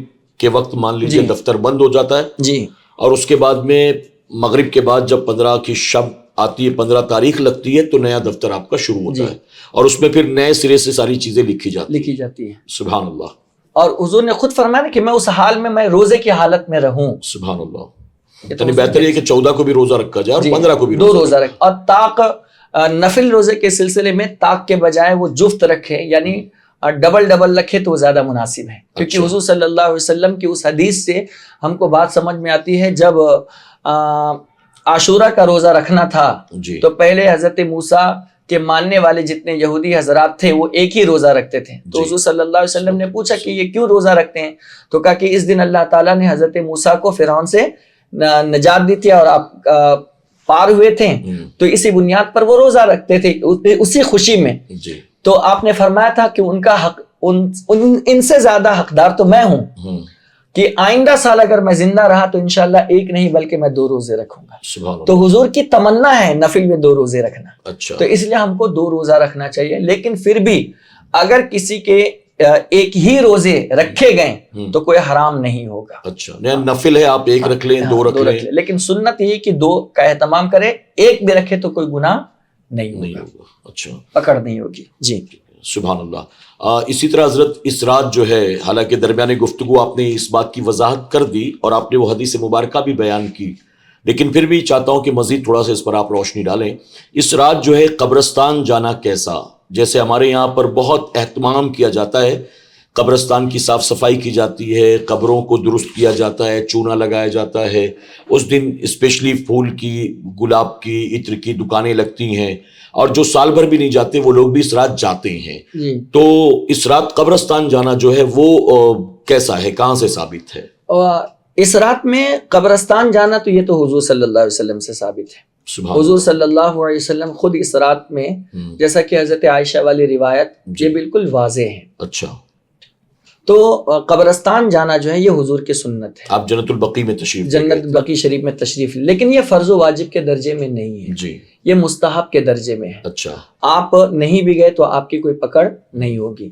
اس کو ہم نے فرض و واجب کا درجہ دے دیا. اور رہ گیا چونا لگانا، یہ ساری چیز، تو چونکہ عوام کے اندر ایک بات مشہور ہو گئی ہے کہ آج جانا ہی چاہیے، لوگوں کی بھیڑ ہوتی ہے تو وہ بھیڑ وغیرہ کی وجہ سے ان کی صاف صفائی وغیرہ کا خیال کر لیتے ہیں، ورنہ یہ چیزوں کی وجہ سے وہ فرض و واجب نہیں مانتے ہیں. اچھا. لیکن اگر دیکھا جائے تو چلیے فرض و واجب کے درجے میں نہیں ہے جی، لیکن یہ جو اہل سنت والجماعت کی رسم ہی سمجھ لیں جی، تو کم سے کم اس بہانے کبھی نہ جانے والا بھی اس رات چلا جاتا ہے. تو اس میں فائدہ یہ ہے، ہاں، نقصان نہیں ہے. ٹھیک ہے، اس میں کوئی نقصان نہیں ہے، بالکل جانا چاہیے. اور دوسری بات تو کہ آپ اعلیٰ حضرت کی کتاب پڑھیں فتاوی رضویہ شریف اور احادیث بھی پڑھیں تو روحیں تو ویسے بھی جو ہے نا اپنے اہل خانہ سے وہ ایصال ثواب کے لیے متمنی رہتی ہے. جی. حضرت عبداللہ ابن عباس کی ایک روایت جو خزانۃ الروایات کے اندر موجود ہے وہ میں آپ کو پڑھ کے سنانا چاہتا ہوں. عن ابن عباس رضی اللہ عنہما اذا کان یوم عید او یوم جمعۃ او عاشورا او لیلۃ النصف من شعبان تأتی الارواح الاموات ويقومون على ابواب بيوتهم فيقولون هل من احد يذكرون هل من احد يذكر غربتنا. حضرت عبداللہ ابن عباس کہتے ہیں کہ جب عید یا جمعہ یا عاشورے کا دن یا شب برات ہوتی ہے تو اموات کی روحیں آ کر اپنے گھروں کے دروازوں پر کھڑی ہوتی ہے اور کہتی ہے کوئی ہمیں یاد کرے، ہے کوئی ہم پر ترس کھائے، ہے کوئی جو ہماری غربت کو یاد دلائے. حضرت یہ آپ نے جو حدیث مبارکہ بیان کی ابھی، یہ کون سی کتاب کے اندر موجود ہے؟ یہ کنز العباد کے اندر بھی ہے اور خزانۃ الروایات کے اندر بھی ہے اور کتاب الروضہ کے اندر بھی موجود ہے. اور ان تمام حوالات کو امام عشق و محبت اعلیٰ حضرت نے فتاوی رضویہ شریف کے جلد 4 صفحہ نمبر 233 پر اس کو آپ نے لکھ دیا ہے. اسی طرح کشف الغطاء کے اندر بھی یہ چیزیں موجود ہیں. اچھا جی.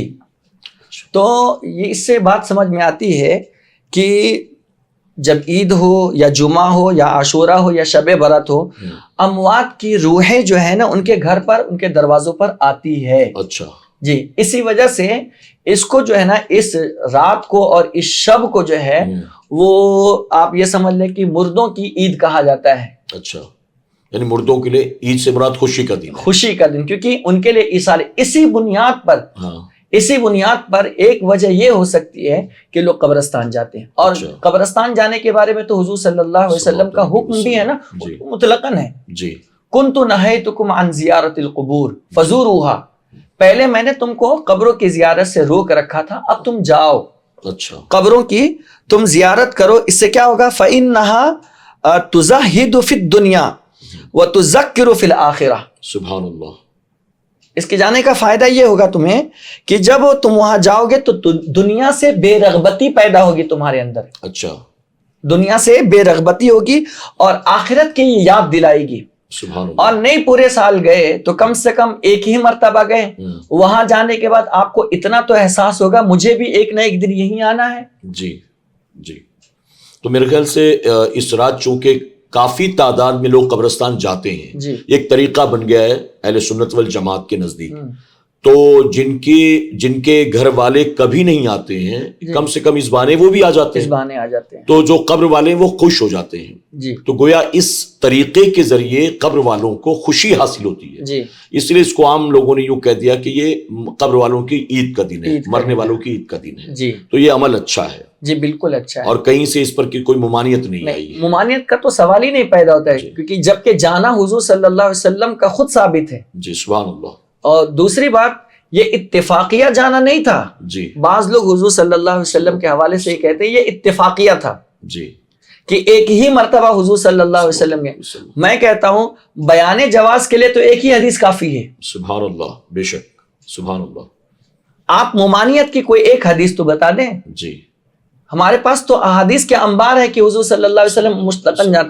آپ تو جمعہ کے دن جانے کو فرماتے ہیں، شب جمعہ کو جانے کو فرماتے ہیں، لیلۃ النصف من شعبان کو جانے کو فرماتے ہیں، ہر خوشی کے موقع پر ان کو یاد کرنے کو فرماتے ہیں. تو اس میں کیا مذائقہ ہے؟ سبحان اللہ. آپ یہ ٹارگٹ کرنا کہ یہ ایک ہی رات حضور گئے تھے اس کے بعد نہیں گئے ہیں، ایسا یہ لوگ کہتے ہیں. جی تو میں ان سے کہتا ہوں کہ آپ کوئی ایک حدیث نہیں دکھا سکتے ہیں جی کہ جس میں رسول اللہ صلی اللہ علیہ وسلم نے کبھی یہ کہا ہو کہ قبرستان نہ جاؤ.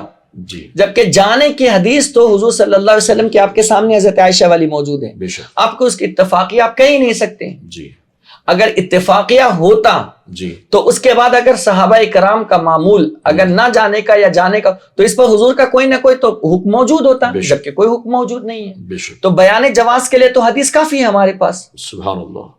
اور اس کی تائید میں تو کئی حدیثیں موجود ہیں. امام اوزاعی کا معمول تھا جی کہ اس راتوں کو آپ جاگتے تھے, عبادت کرتے تھے, ذکر و اذکار وغیرہ کرتے تھے. سبحان اللہ. تو یہ جن کا آپ حوالہ دے رہے ہیں جن بزرگوں کا, جی یہ بریلوی تو نہیں تھے, یہ سب پہلے کے یہ ہیں. بہت صدیوں پہلے گزرے بزرگ ہیں. یعنی جی. یہ اہل سنت والجماعت کے لوگ جو کچھ بھی کرتے ہیں شب برات کے نام پر, جی یہ ساری چیزیں وہ ہیں جو صدیوں سے چلی آ رہی جی. ہیں. یہ امام احمد رضا خان فاضل بریلوی رحمۃ اللہ تعالی کی بنائی ہوئی نہیں ہے. اور آپ کا کوئی, آپ یہ سب سے پہلی بھی چیز تو یہ دیکھیے, سیدی سرکار اعلی حضرت کا اپنا نیا کوئی موقف ہے ہی نہیں. سبحان اللہ. جی آپ تو پرانی چیزوں کی تشریح اور توضیح کرتے ہیں سبحان اللہ. اور متقدمین کے موقف کو لوگوں کے سامنے واضح کر کے پیش کرتے ہیں. سبحان اللہ. یہ نہیں کہ آپ کا خود کا ایک نیا فرقہ ہے, معاذ اللہ. معاذ اللہ.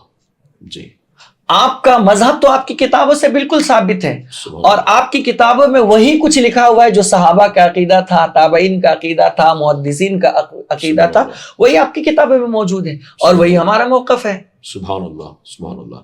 تو یہ قبرستان جو جاتے ہیں اس رات, جی تو اب اس میں سوال یہ بھی ہے کہ حضور اکرم صلی اللہ علیہ وسلم نے جو قبرستان جانے کا حکم دیا تھا وہ قبروں کو دیکھ کر عبرت حاصل کرنا تھا, اپنے مرحومین کو ایصال ثواب کرنا جی. تھا.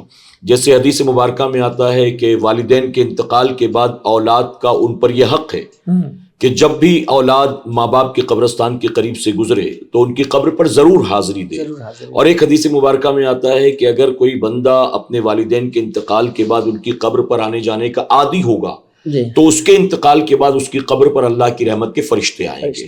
تو یہ ساری چیزیں جو ہے ترغیب دینے کے لیے ہے کہ قبرستان جایا کرو. جایا کرے. اب قبرستان جب جائیں تو عبرت حاصل کرنا ہے اور ایصال ثواب کرنا ہے. جی ہمارا جو طریقہ ہے, ہم پھول ڈالتے ہیں, ہری پتیاں ڈالتے ہیں, گلاب کا پانی ڈالتے ہیں, بعض لوگ 200-500 روپے کا عطر لیتے ہیں, پوری عطر ڈال دیتے ہیں, بعض لوگ اگربتی کا پورا بنڈل لیتے ہیں اور قبر کے سرانے پائتی یہاں وہاں جلا دیتے ہیں. تو پورے قبرستان کے اندر اس رات میں یہی ماحول دیکھنے کو ملتا ہے. بہت کم لوگ ہوتے ہیں جو کھڑے ہو کر فاتحہ پڑھ رہے ہیں, بہت کم لوگ ہیں جو عبرت حاصل کر رہے ہیں, آپس میں دنیاوی گفتگو بھی کر رہے ہیں, عورتیں یہ معاملات کر رہے ہوتے ہیں. تو آپ ہمیں بتائیں کہ صحیح طریقہ کیا ہے قبرستان کی, قبروں کی حاضری کا؟ دیکھیں, قبرستان جانے کا صحیح طریقہ یہ ہے کہ جب آپ جائیں تو آپ سب سے پہلے قبر والوں کو سلام کریں. سبحان اللہ. السلام علیکم یا اہل القبور, انتم لنا سلف و انا انشاء اللہ بکم لاحقون. سبحان اللہ. یہ کریں. اس کے بعد آپ 2 رکعت, اس سے مراد کیا ہے, اس کا ترجمہ؟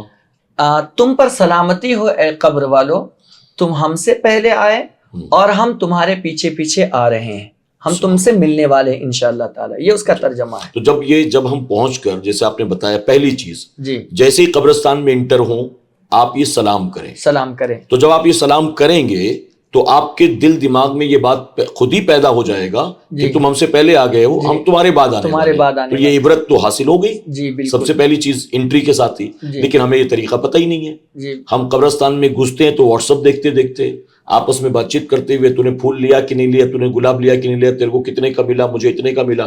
تو ہم تو داخل ہوتے تو ہمیں طریقہ ہی نہیں معلوم ہے. جی تو صحیح طریقہ بھی قبرستان میں جانے سے پہلے سیکھنا ضروری ہے. جی. تو سب سے پہلے طریقہ یہی ہے کہ آپ سلام کر کے جائیں. السلام علیکم یا اہل القبور انتم لنا سلف و انا انشاء اللہ بکم لاحقون.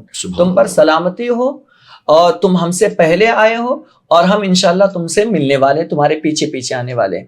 اس کے بعد آپ 2 رکعت نفل نماز پڑھیں. جی. پہلی رکعت میں آپ قل یا الکافرون سورہ فاتحہ کے بعد, اور دوسری رکعت میں آپ سورہ فاتحہ کے بعد قل اللہ پڑھ لیں. اور اس کے بعد جو ہے آپ مرحومین کے لیے جتنے بھی قبر والے ہیں یا آپ کے رشتہ دار ہیں, آپ ان کو یہ ایصال ثواب کر دیں. جب آپ اندر جائیں, قبر نفل نماز پڑھیں, قبر کے پاس آئیں, جی. تو قبر کے پاس آنے کے بعد یاسین شریف آپ کم از کم ایک بار آپ ضرور تلاوت کریں. جی 11 مرتبہ سورہ اخلاص جی آپ ضرور اس کا اہتمام کریں. قل واللہ احد اس کو پڑھیں, اور اس کے بعد قرآن میں سے آپ کو جو میسر ہو جی آپ اس کی تلاوت کریں. جی اور اس کی تلاوت کرنے کے بعد جو ہے اس کا ثواب آپ مرحومین کو نذر کر دیں. جی یہ اصل طریقہ ہے جانے کا. آپ نے جو ایک بات کہی, یہ بات آپ کو سمجھ میں آ گئی. یہی طریقہ ہے, سر ڈھانک لینا چاہیے, بادب وہاں آواز نہیں ہونی چاہیے, جی اور کسی کے قبر پر پیر نہیں رکھنا چاہیے. یہ سب بہت زیادہ دیکھے جاتا ہے, چپل پہن کے جانا اور قبروں کو جو ہے نا نانگ کر کے جانا, شور و گل کرنا, یہ سب گناہ ہے وہاں پر. جی اور سب بالکل خاموشی کا مظاہرہ کریں. حدیث شریف میں آتا ہے کہ تم قبر والوں کو تکلیف نہ دو, وہ تمہیں تکلیف نہیں دیں گے. جی جی تو یہ چیزیں موجود ہیں. پھر آپ اس کے بعد آپ نے ایک چیز یہ پوچھی تھی کہ وہاں اگر بتی ہے اور موم بتی ہے, پھول ہے, اور یہ ساری چیزیں جہاں جو چیز میسر آتی ہے, کہیں لوبان بھی لگاتے ہوں گے, کہیں دیا جلاتے ہوں گے. پہلی بات تو آپ یہ سمجھ لیں کہ قبروں کے پاس آگ جلانا جائز نہیں ہے. اچھا اچھا, قبروں کے پاس آگ جلانا جائز نہیں, چاہے وہ کسی بھی صورت میں ہو, کسی بھی صورت, چاہے آپ نے سرہانے چراغ جلا دیا ہو, وہ بھی جائز نہیں ہے. چاہے موم بتی لگا دی ہو, وہ بھی جائز نہیں, چاہے اگربتی لگا دی ہو, وہ بھی جائز نہیں. یعنی آگ جیسی چیز قبر کے آس پاس ہونا ہی نہیں ہونی چاہیے. اچھا جی, آگ کی ممانعت ہے. جی پھر لوگ بعض تعویل کرتے ہیں کہ ہم خوشبو کے لیے کر رہے ہیں. جی تو آپ قبر کے پاس مت رکھو. جی آپ کو اگر خوشبو مقصود ہے تو قبرستان کے کسی کونے میں ایک جگہ سیپریٹ بناؤ, اور جو کرنا ہے آپ کو وہاں کرو. اچھا, آگ مت جلاؤ. مومنین کو کی قبروں کو آگ سے تکلیف ہوتی ہے. اچھا, اس بنیاد پر آگ نہیں جلانے کا حکم ہے. نہیں, زندگی بھر آدمی آگ سے پناہ مانگتا ہے, جی, اور جب وہ قبر میں چلا گیا تو اس کے گھر والے خود اس کے سرہانے آ کر آگ لگا دیتے ہیں, کسی بھی صورت میں وہ چاہے, تو وہ درست نہیں ہے. جی, دوسری بات رہی, اچھا, اس میں اگربتی میں بھی معاملہ یہ ہوتا ہے حضرت, میں نے دیکھا ہے لوگوں کی نیت آگ لگانے کی نہیں ہوتی ہے. اب انہوں نے پورا بنڈل خریدا, اس کو جلایا, پھر بجھایا, اور بجھانے کے بعد لا کر سرہانے یا پایتی جانب لگا دیا. اس کے بعد وہ وہاں سے چلے گئے, پھر ہوا کا جھونکا آتا ہے, اور وہ ہوا تیز اس میں جب لگتی ہے تو پھر وہ اگربتی مشال بن جاتی ہے, یعنی سر پھر ساری مل کر ایک ساتھ دھو جلنے لگتی ہے. تو ایک آدمی زندگی بھر آگ سے پناہ مانگتا ہے, اور اس رات لوگ اس کے سرانے لگا جاتے ہیں, آگ لگا جاتے ہیں. جی, اس لیے منع ہے. اب رہے گا مسئلہ پھول وغیرہ کا, تو پھول ڈالنے میں شرعاً کوئی مذائقہ نہیں ہے. اچھا, ہاں, پھول ڈالیں, اور صرف مخصوص اسی رات میں نہ ڈالے, بلکہ ہمیشہ کوشش یہ کرے کہ پھول ڈالے, اور ان کے قبر پر جو ہے نا ہرے پتے, درخت, ٹہنیاں جو ہے یہ ڈالے. یہ حضور صلی اللہ علیہ وسلم کی صحیح مسلم کی اس حدیث سے ثابت ہے, جب اللہ کے رسول صلی اللہ علیہ وسلم دو قبروں کے پاس سے گزر رہے تھے تو کیا دیکھا کہ دونوں قبروں پر عذاب ہو رہا ہے, ایک کے چگلی کرنے کی وجہ سے, اور ایک پیشاب کے چھینٹوں سے نہیں بچتا تھا. تو حضور علیہ الصلوۃ والسلام نے 2 ہری ٹہنیاں لی اور دونوں جگہ پر ان کی قبر پر ڈال دی, اور حضور علیہ السلام نے فرمایا کہ جب تک یہ ہری بھری رہیں گی اللہ تعالیٰ ان کے عذاب میں تخفیف فرما دے گا. تو اس سے یہ بات سمجھ میں آتی ہے کہ چیزیں, اچھا آخر اس ٹہنی میں کیا ہے کہ عذاب اس کی وجہ سے تخفیف. تو بعض لوگ گھوم گئے جو بد عقیدہ ہوتے ہیں, وہ کہتے ہیں نہیں اس ٹہنی کا کچھ نہیں, حضور کا ہاتھ لگا تھا. اچھا, حضور کے ہاتھ لگنے کی وجہ سے عذاب, تو پھر ٹہنی کی ضرورت کیوں پڑی؟ جی, ٹہنی نہیں ہونی چاہیے, پھر حضور صلی اللہ علیہ وسلم صرف ہاتھ لگا دیتے, یوں ہی عذاب میں تخفیف. حضور صلی اللہ علیہ وسلم کے ہاتھ کی برکت اپنی جگہ پر مسلم ہے, بے شک, لیکن امت کو ایک درس یہ دینا تھا. جی, قرآن کہتا ہے یسبح للہ ما فی السماوات والارض, زمین و آسمان کی ہر چیز اللہ کی تسبیح بیان کرتی ہے. سبحان اللہ. اور انہی تسبیحات پڑھنے والوں میں سے ایک شے جو ہے وہ درخت کی ٹہنیاں ہیں. سبحان اللہ. جب تک یہ تر رہتی ہے اللہ کی تسبیح پڑھتی ہے. سبحان اللہ. اور اسی وجہ سے ان درختوں کو یعنی ان ٹہنیوں کو قبر پر لگایا جاتا ہے, جب تک یہ اللہ کا ذکر کرتے رہیں گے عذاب کی تخفیف ہوتی رہے گی. سبحان اللہ. اور انہی میں سے ایک چیز جو ہے اسی کی ایک شاخ ہے پھول. اچھا اچھا, یہ کوئی الگ سے دوسری شے نہیں ہے. جی, اور یہ تسبیحات پڑھتی جب تک یہ تر و تازہ رہتے ہیں تسبیح پڑھتے. قرآن کہتا ہے یسبح للہ ما فی السماوات والارض, دوسری جگہ سبح للہ ما فی السماوات وما فی الارض یا والارض, اس طرح درجنوں آیات ہیں. تو یہ سب اللہ کی تسبیحات پڑھتے ہیں. سبحان اللہ. اللہ کا ذکر کرنے کی وجہ سے علماء اہل سنت نے ان کو کہا ہے کہ آپ رکھیں گے تو جب تک یہ ہرے بھرے رہیں گے عذاب میں تخفیف ہوتی رہے گی. سبحان اللہ. یعنی صحیح مسلم شریف کی اس حدیث مبارکہ سے ہمارے علماء نے یہ بات نکالی ہے کہ آپ قبروں پر جائیں جی تو ہری پتیاں ہوں، ٹہنی ہوں یا ہرے پھول ہوں، آپ اس پر ڈالیں. ڈال سکتے اب وہ پھول الگ الگ ہوں یا چادر کی شکل میں ہو، کسی بھی صورت جی، میں آپ اس ہاں، کو ڈال سکتے ہیں، اس سے قبر والے کو فائدہ ہوگا. فائدہ پہنچتا ہے. اب حضرت ایک سوال یہاں پر یہ بھی ہے کہ بعض لوگ یہ کہتے ہیں کہ چلیے ٹھیک ہے، آپ نے اگر قبر پر پھول پتے ڈال دیے، وہ جب تک اللہ کا ذکر کرتے رہیں گے تب تک قبر کے عذاب میں تخفیف ہو جائے گی. تو یہ عام مرحومین کے لیے ہے. جی. آپ بزرگان دین کی قبر پر آخر یہ چادر پھول کیوں ڈالتے ہیں؟ کیا آپ کا یہ ماننا ہے کہ معاذ اللہ وہاں بھی عذاب ہو رہا ہے؟ تو ایسے لوگوں کو کیا جواب دیا جائے؟ میں ان سے پوچھتا ہوں کہ جب آپ کے چھوٹے بچے کا انتقال ہوتا ہے تو جنازے کی نماز کیوں پڑھتے ہیں آپ؟ جی، یعنی نابالغ بچہ جو ہاں، جو نابالغ بچہ ہے، 3 دن کا ہو، 4 دن کا ہو، 10 دن کا ہو، جی آپ جنازے کی نماز کیوں پڑھتے ہیں؟ جی جنازے کی دعا، جنازے کی نماز اصل میں بخشش کی دعا ہے نا، بے شک. اور وہ بچہ تو پہلے سے مغفور ہے. جی بے شک. آپ کیوں پڑھتے ہیں؟ جی اس کے لیے آپ دعا کیوں کرتے ہیں؟ جی تو آپ کے پاس اس کا کوئی، پھر آپ کہیں گے کہ اس کے درجات بلند ہوتے ہیں. اچھا. آپ کیا کہیں گے ہوں کہ اگر کوئی مغفور ہو اور اس کے لیے آپ دعا کر رہے ہیں ہوں یا اس کے لیے آپ کچھ کر رہے ہیں تو اس سے آپ کہیں گے اس کے درجات بلند. تو یہی تو ہم بھی کہہ رہے ہیں ہوں کہ اگر کوئی گناہگار ہے اور اس کے قبر پر پھول پتیاں ڈالی جا رہی ہے ہوں تو اس سے جو ہے نا اس کے گناہ دھل رہے ہیں. ہوں لیکن کوئی اللہ والا ہے ہوں اور وہ گناہوں سے محفوظ ہیں، جی اور اگر ہم ان کی قبر پر پھول ڈال رہے ہیں تو ایسا نہیں کہ ان کے گناہ دھل رہے ہیں، ہوں بلکہ اس کی وجہ سے ان کے درجات بلند ہوتے ہیں. سبحان اللہ سبحان اللہ. آپ امام الانبیاء کی بارگاہ میں قرآن پاک پڑھ کے بطور تحفہ پیش کرتے ہیں کہ نہیں؟ بے شک صحابہ کرام کی بارگاہ میں بطور تحفہ پیش کرتے ہیں کہ بے نہیں؟ شک. تو کیا قرآن پڑھ کر کے صحابہ کی بارگاہ میں آپ جو تحفہ پیش کرتے ہیں تو کیا آپ معاذ اللہ ان کو گناہگار مانتے ہیں؟ معاذ اللہ تابعین کو، بزرگان دین کو آپ گناہگار مانتے ہیں؟ معاذ اللہ. نہیں مانتے نا معاذ اللہ. جی. بلکہ آپ یہی جواب دیں گے کہ اس سے ان کے درجات اور بلند ہوتے ہیں. سبحان اللہ. یہ مقصد ہوتا ہے اور کوئی وجہ نہیں ہوتی. اچھا، ان کے بزرگوں کے درجات بھی بلند ہوتے ہیں جی، اور ہماری طرف سے محبتوں کا ثبوت بھی، نذرانہ بھی پیش تحفہ بھی کرتے پیش ہو ہیں. جاتا تو ہے. اس میں ان کے فائدے کے مقابلے ہمارا فائدہ زیادہ ہے. ہمارا فائدہ زیادہ ہے. عام مرحومین کی قبروں پر ڈالا جائے تو قبر والے کا فائدہ، جی اللہ ہم کو بھی ثواب دے گا. بے شک. لیکن بزرگان دین کی قبر پر اگر ڈالا جائے تو ان کے مقابلے ہمارا زیادہ فائدہ ہے. جی تو یہ حضرت، یہ چلیے آپ نے صحیح مسلم شریف کی حدیث مبارکہ سے پھول پتے وغیرہ جو اس کی وضاحت کر دی.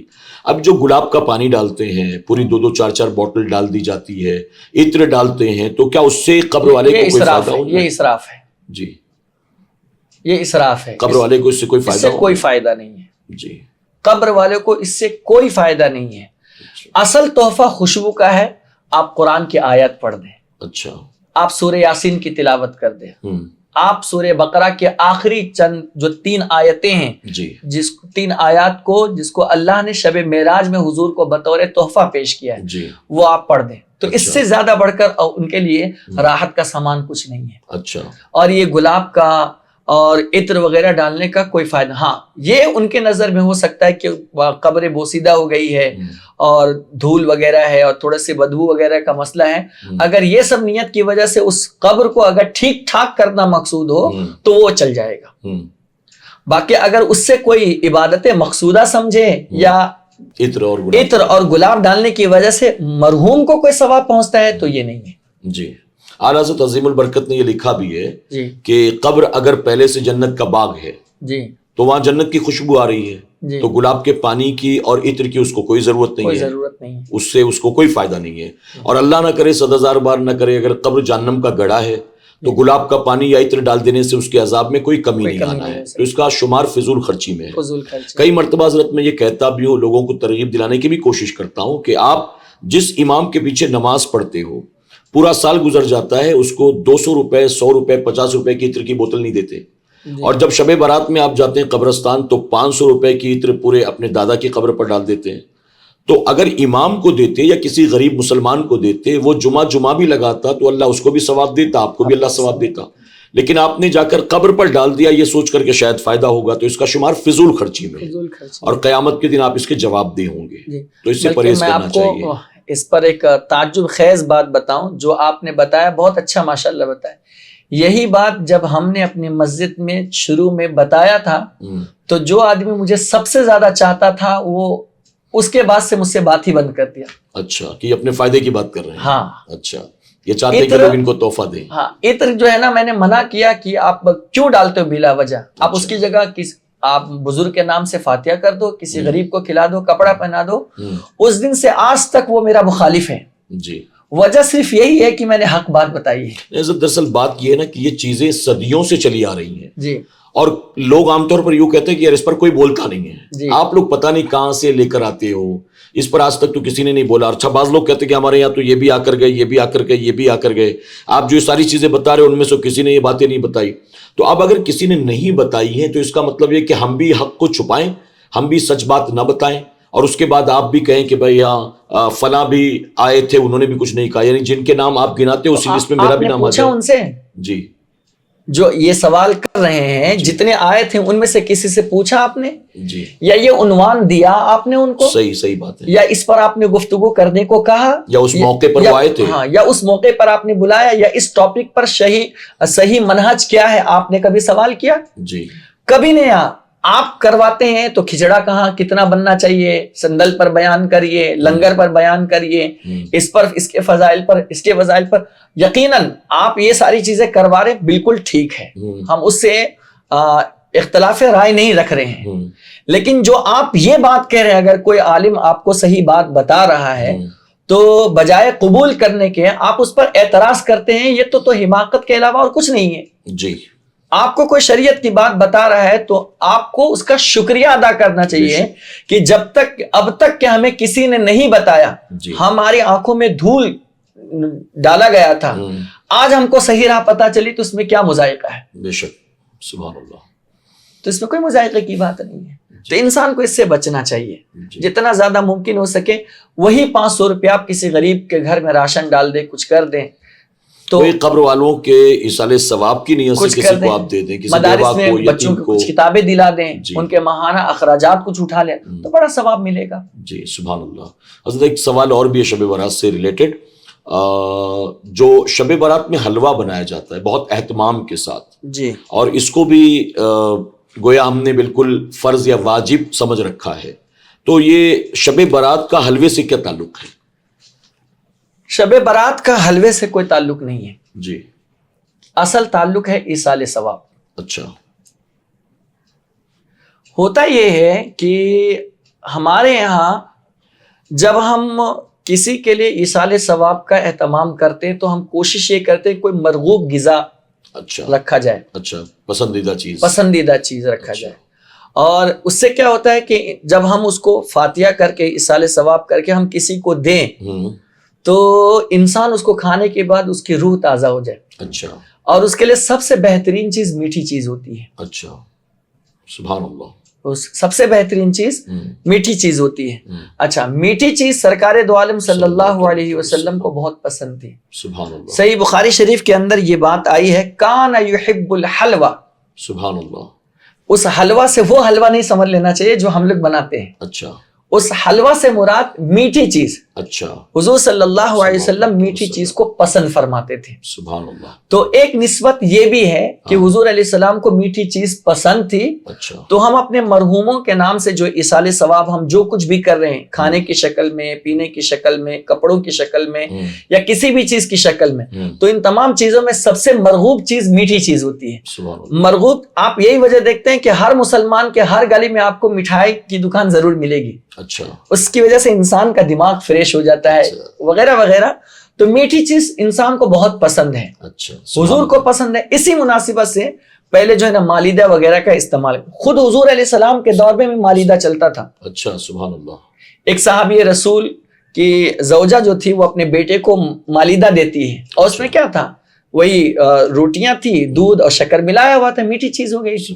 حضور کی بارگاہ میں پیش کیا. حضور علیہ السلام نے قرآن میں سے جتنا چاہا پڑھا, دعا فرمائی, اپنا لعاب دہن ڈالا, اور جتنے صحابہ بیٹھے تھے سب کو کھلا دیا, اور بخیر میں جتنا تھا اتنا کا اتنا ہی رہ گیا. سبحان اللہ. پھر اس بچے کے حوالے کیا اور وہ اپنے گھر لے کر کے چلا گیا. سبحان اللہ. یہ صحیح بخاری شریف کے اندر موجود ہے. سبحان اللہ. تو یہ چیزیں حضور کی مرغوب غذاؤں میں سے ہیں, میٹھا حضور کے پسندیدہ چیزوں میں سے.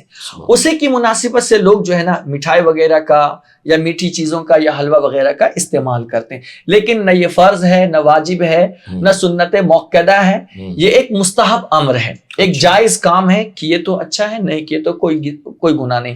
اور ایصال ثواب آپ کسی پر بھی کر سکتے ہو. جو لوگ معترض ہیں کہ حلوہ ہی کیوں، ہم ان سے کہتے ہیں آپ بریانی لے لو، جی آپ صرف پانی ہی لے لو، لیکن کم سے کم اپنے مرحوموں کو فائدہ تو پہنچاؤ، جی، کیونکہ آپ کے گھر والوں کی روح آپ کے گھر پر آتی ہے. اچھا جی. اور کہتے ہیں ہماری غربت کو کوئی یاد کرنے والا ہے، ہماری کوئی مدد کرنے والا ہے. اور جب انسان اس طریقے سے کرتا ہے تو ان کی روحیں خوش ہو جاتی ہیں. سبحان اللہ. تو یہ جو حلوہ جو بناتے ہیں شب برات میں، جی عام طور پر لوگ فاتحہ کرتے ہیں تو خواجہ اویس قرنی رضی اللہ عنہ کے نام پر کرتے ہیں، جی، اور وہ یہ بھی کہتے ہیں کہ چونکہ انہوں نے حضور اکرم صلی اللہ علیہ وسلم کی محبت میں جب پتہ چلا کہ حضور اکرم صلی اللہ علیہ وسلم کے دندان مبارک احد کی جنگ میں شہید ہو گئے تو آپ نے اپنے دانتوں کو توڑ دیا تھا، تو اب چونکہ ان کے نام پر ایصال ثواب کر رہے ہیں تو ان کے دانت نہیں ہیں، تو اس لیے حلوے پر فاتحہ کیا جائے تاکہ وہ ایسے کرنے کے لیے آسانی ہو جائے کھانے میں. یہ موضوع بات ہے، گڑی ہوئی چیز ہے. جی. سب سے پہلی چیز تو جنگ احد کا معاملہ جو ہے وہ تو شعبان میں واقع ہوا. جی. تو کیا حضرت خواجہ اویس قرنی رحمت اللہ تعالی علیہ کو 1 سال کے بعد پتہ چلا؟ جی. پہلی چیز تو یہ کہ 1 سال کے بعد پتہ چلا. جی.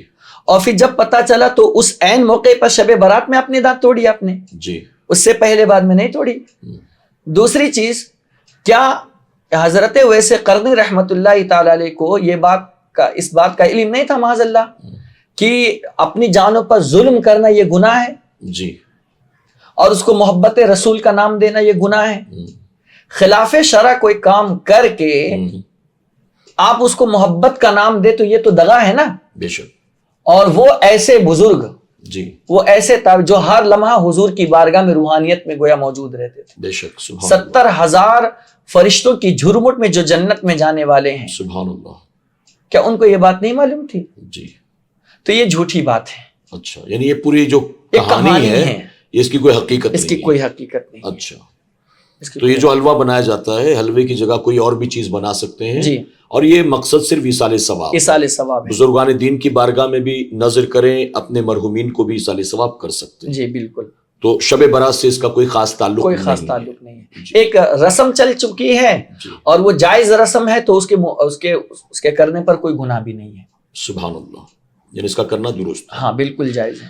اب حضرت آپ یہ روزے کے تعلق سے حالانکہ آپ نے بتایا تھا، بہت سارے لوگ جو شب برات کا سرے سے انکار کرتے ہیں وہ ہر چیز کا ایک ایک کر کے انکار کرتے ہیں. جی. اس رات جیسے مساجد میں پرچے وغیرہ رکھے ہوتے ہیں تو لوگ پرچوں کو دیکھ کر کے بھائی آج 20 رکعت نماز اس ترتیب کے ساتھ پڑھنا ہے، پھر 50 رکعت اس طرح سے پڑھنا ہے، 10 رکعت اس طرح سے پڑھنا ہے.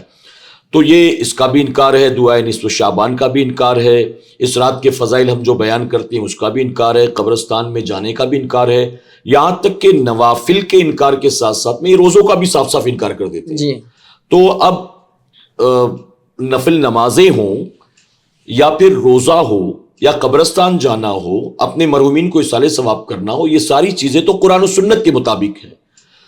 اور اس پر جو بھی کرے گا اگرچہ کتنا بڑا گناہگار خود کیوں نہ ہو، اس ثواب کا حقدار تو ہوگا. بالکل. اب یہ ساری چیزیں روکنا، فتوے لگانا، یہاں نہیں لکھا وہاں نہیں لکھا، کہاں سے ثابت ہے، یہ کیوں کرتے ہو، اس طرح سے روکنا جو ہے، کیا یہ درست ہے؟ یہ تو ان کی جہالت ہے. یہ جہالت ہے اور قیامت کے دن ان کی سخت پکڑ ہونی ہے. اللہ اکبر. کسی انسان کو جائز کام کرنے سے روکنا یہ اللہ کی بارگاہ میں سخت پکڑ ہے، جبکہ رسول اللہ صلی اللہ علیہ وسلم نے اس چیز سے نہیں روکا ہے. بلکہ صحیح مسلم شریف کے اندر حدیث ہے، مذہب اسلام کے اندر اگر کسی شخص نے کسی اچھے کام کی شروعات کی تو اللہ تبارک و تعالی اس کو اس کے کام کرنے کا ثواب دے گا. سبحان اللہ. جتنے لوگ اس پر عمل کرتے رہیں گے سب کو پورا ثواب ملے گا اور سب کا ثواب اس کو دیا جائے گا جس نے اس کام کی شروعات کی. سبحان اللہ. سبحان اللہ.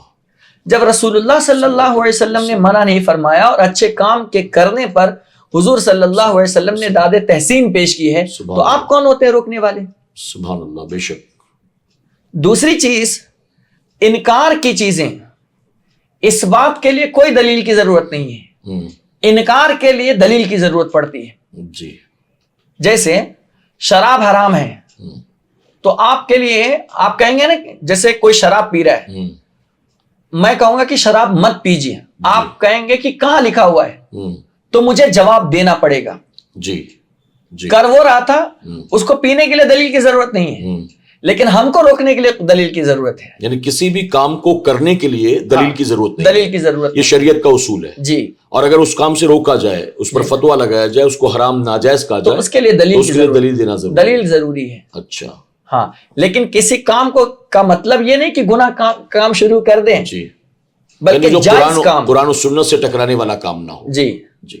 جائز کام جو بھی ہے، جائز کام، کیونکہ علماء نے بتا دیا ہے کہ جو حرام چیزیں تھی اللہ نے اس کو بھی لکھ دی، جی، بیان کر دی صاف طور پر. جو حلال چیزیں تھی اس کو بھی لکھ دی. بعض چیزیں ایسی ہیں جس کی وضاحت نہیں کی ہے، جی. تو اگر کوئی انسان اس کو کرتا ہے تو اس کے کرنے پر کوئی گناہ نہیں ہے، سبحان اللہ، کوئی مذائقہ نہیں ہے. سبحان اللہ. ہاں، اب اگر کوئی اس کو روکتا ہے تو اس کی خود کی پکڑ ہوگی. جی. اچھا، ان کی خاص چال بازی یہ ہوتی ہے کہ یہ لوگ لاجک چلاتے ہیں کہ اگر ایسا تھا تو انہوں نے ایسا کیوں نہیں کیا، ویسا تھا تو انہوں نے ایسا کیوں نہیں کیا. شریعت میں یہ معیار ہے. جی. کسی کا نہ کرنا کیا شریعت میں نہ ہونے کی دلیل ہے؟ یعنی کسی نے اگر کیا جی تو ممکن ہے کہ اس کا کرنا ہمارے لیے اس کام کے کرنے کی دلیل ہو. بالکل. لیکن اگر اس نے نہیں کیا اپنی زندگی میں تو اس کا نہ کرنا اس کام کے نہ کرنے کی دلیل نہیں، کوئی دلیل نہیں ہے. اچھا. جیسے آپ دیکھیں حضور صلی اللہ علیہ وسلم نے 20 رکعت تراویح جی 3 دن پڑھائی جی جماعت کے ساتھ، جی. لیکن دیکھا کہ جب امت پر فرض نہ ہو جاوے یا واجب نہ ہو جاوے، حضور صلی اللہ علیہ وسلم گھر میں تشریف لے کر کے چلے گئے. جی.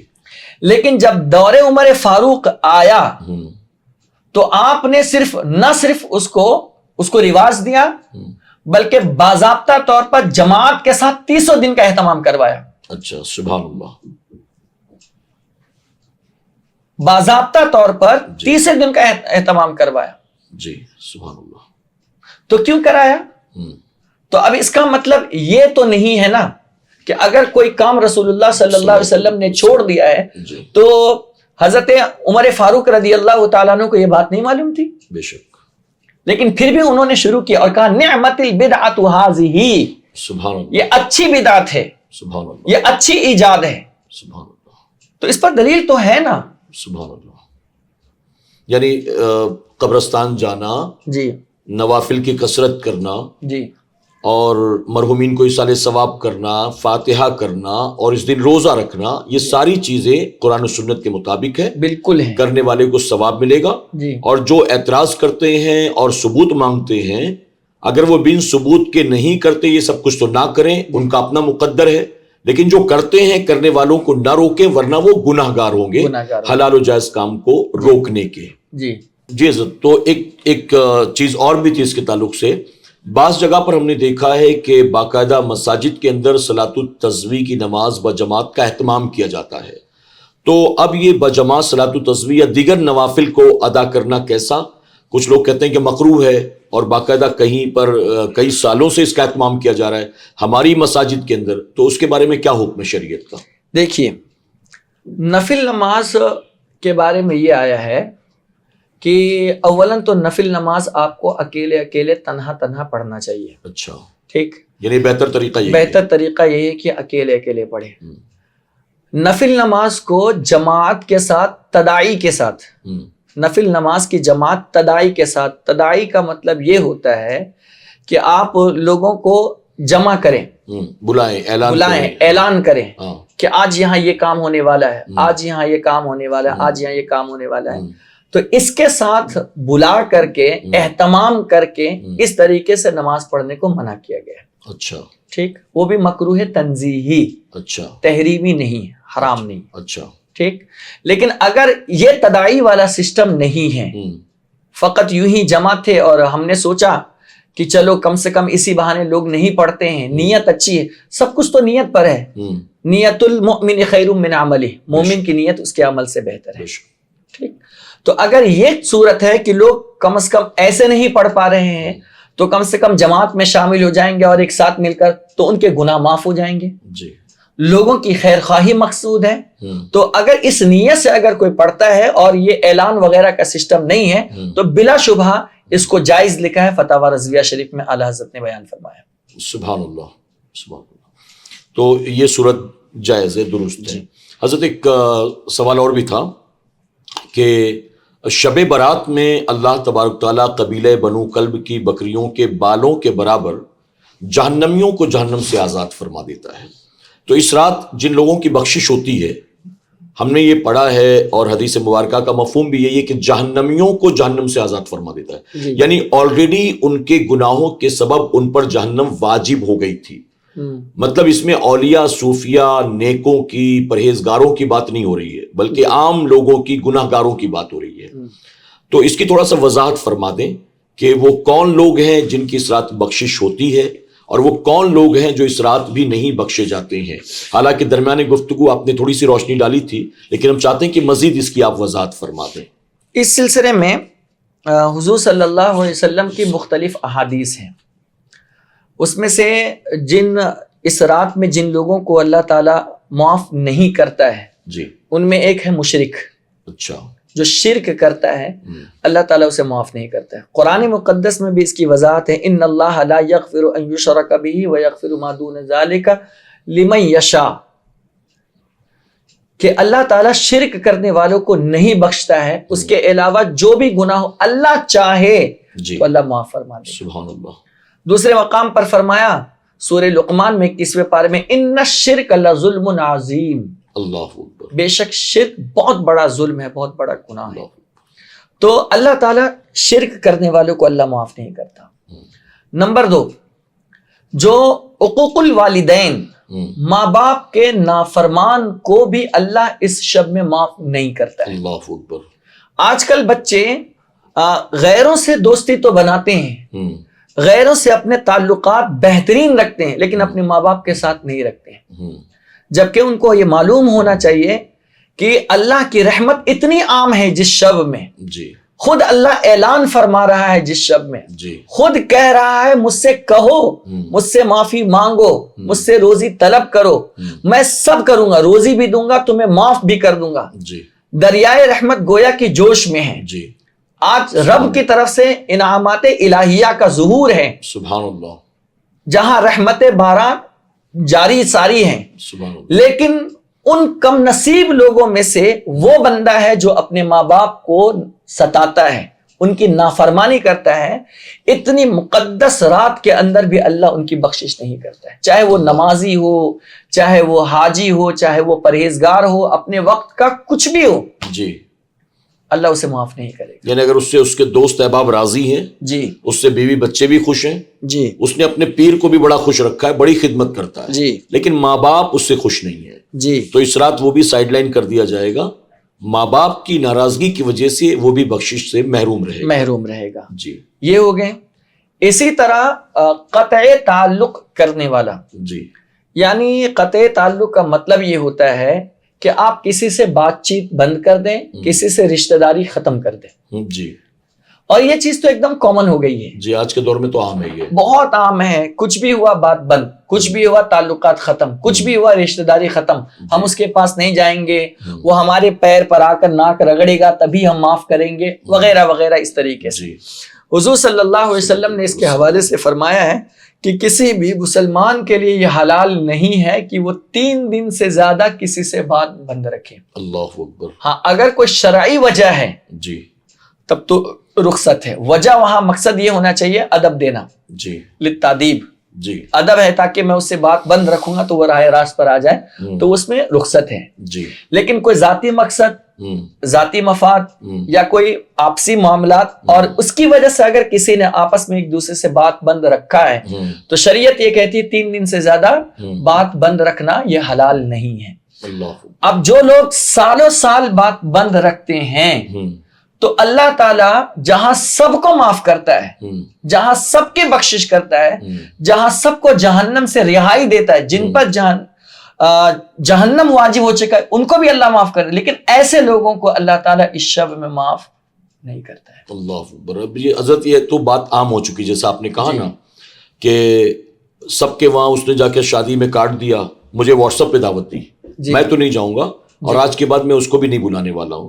اور ہم نے تو دیکھا بعض جگہوں پر باقاعدہ ماں باپ اپنے بچوں کو آخری وقت میں اس بات کی وصیت کرتے ہیں کہ بیٹا میں نے زندگی بھر تیرے ماموں سے بات نہیں کی، اگر تو میری اولاد ہے تو میرے مرنے کے بعد تو کبھی ماموں سے بات مت کرنا. صحیح کہا. باپ باقاعدہ کہتا ہے بیٹا میں نے زندگی بھر تیرے اپنے بھائی سے یعنی تیرے چاچا سے بات نہیں کی, میں مر جاؤں گا نا اس کو میرا منہ مت دکھانا. تو بعض ماں باپ اپنی اولاد کو یہی راستہ دکھاتے ہیں کہ شب برات بیٹا میری بھی بخشش نہیں ہوئی کیونکہ میں نے قطع تعلق کر رکھا تھا, اب تیری بھی نہیں ہونی چاہیے کیونکہ میرے بعد تو بھی قطع تعلق کر. جیسے زمانے جاہلیت میں کسی ایک قبیلے کا اونٹ دوسرے قبیلے کے کھیت میں گھس گیا تو ساتھ ساتھ پشتے وہ اس کا بدلہ لیتے تھے. تو یہ آج کے دور کے ماڈرن جوہلا ہیں جو اپنی اولاد کو یہ ترغیب دیتے کہ بیٹا قطع تعلق کر لے تاکہ تیری بخشش نہ ہو سکے.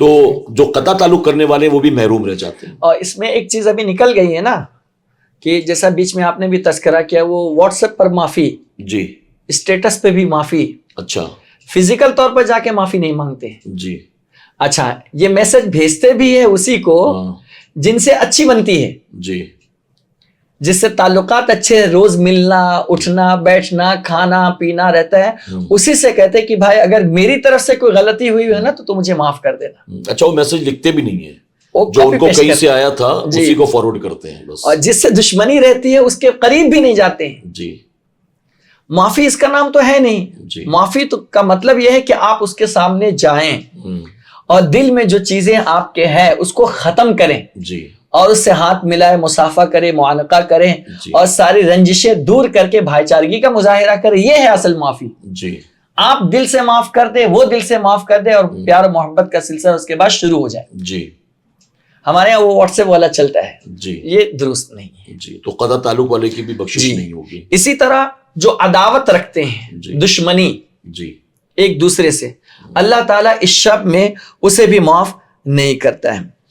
اس کے بعد کپڑا لٹکاتے ہیں, اچھا, ٹخنوں کے نیچے, از راہ تکبر. جی یہاں یہ شرط ہے, ہاں, ٹخنے کے نیچے کپڑا جو لٹکاتے ہیں, اللہ تعالیٰ قیامت تو بہت دور کی بات ہے, اس شب میں بھی اللہ تعالیٰ ان کو معاف نہیں کرتا, کیونکہ تکبر بہت بڑا گناہ ہے.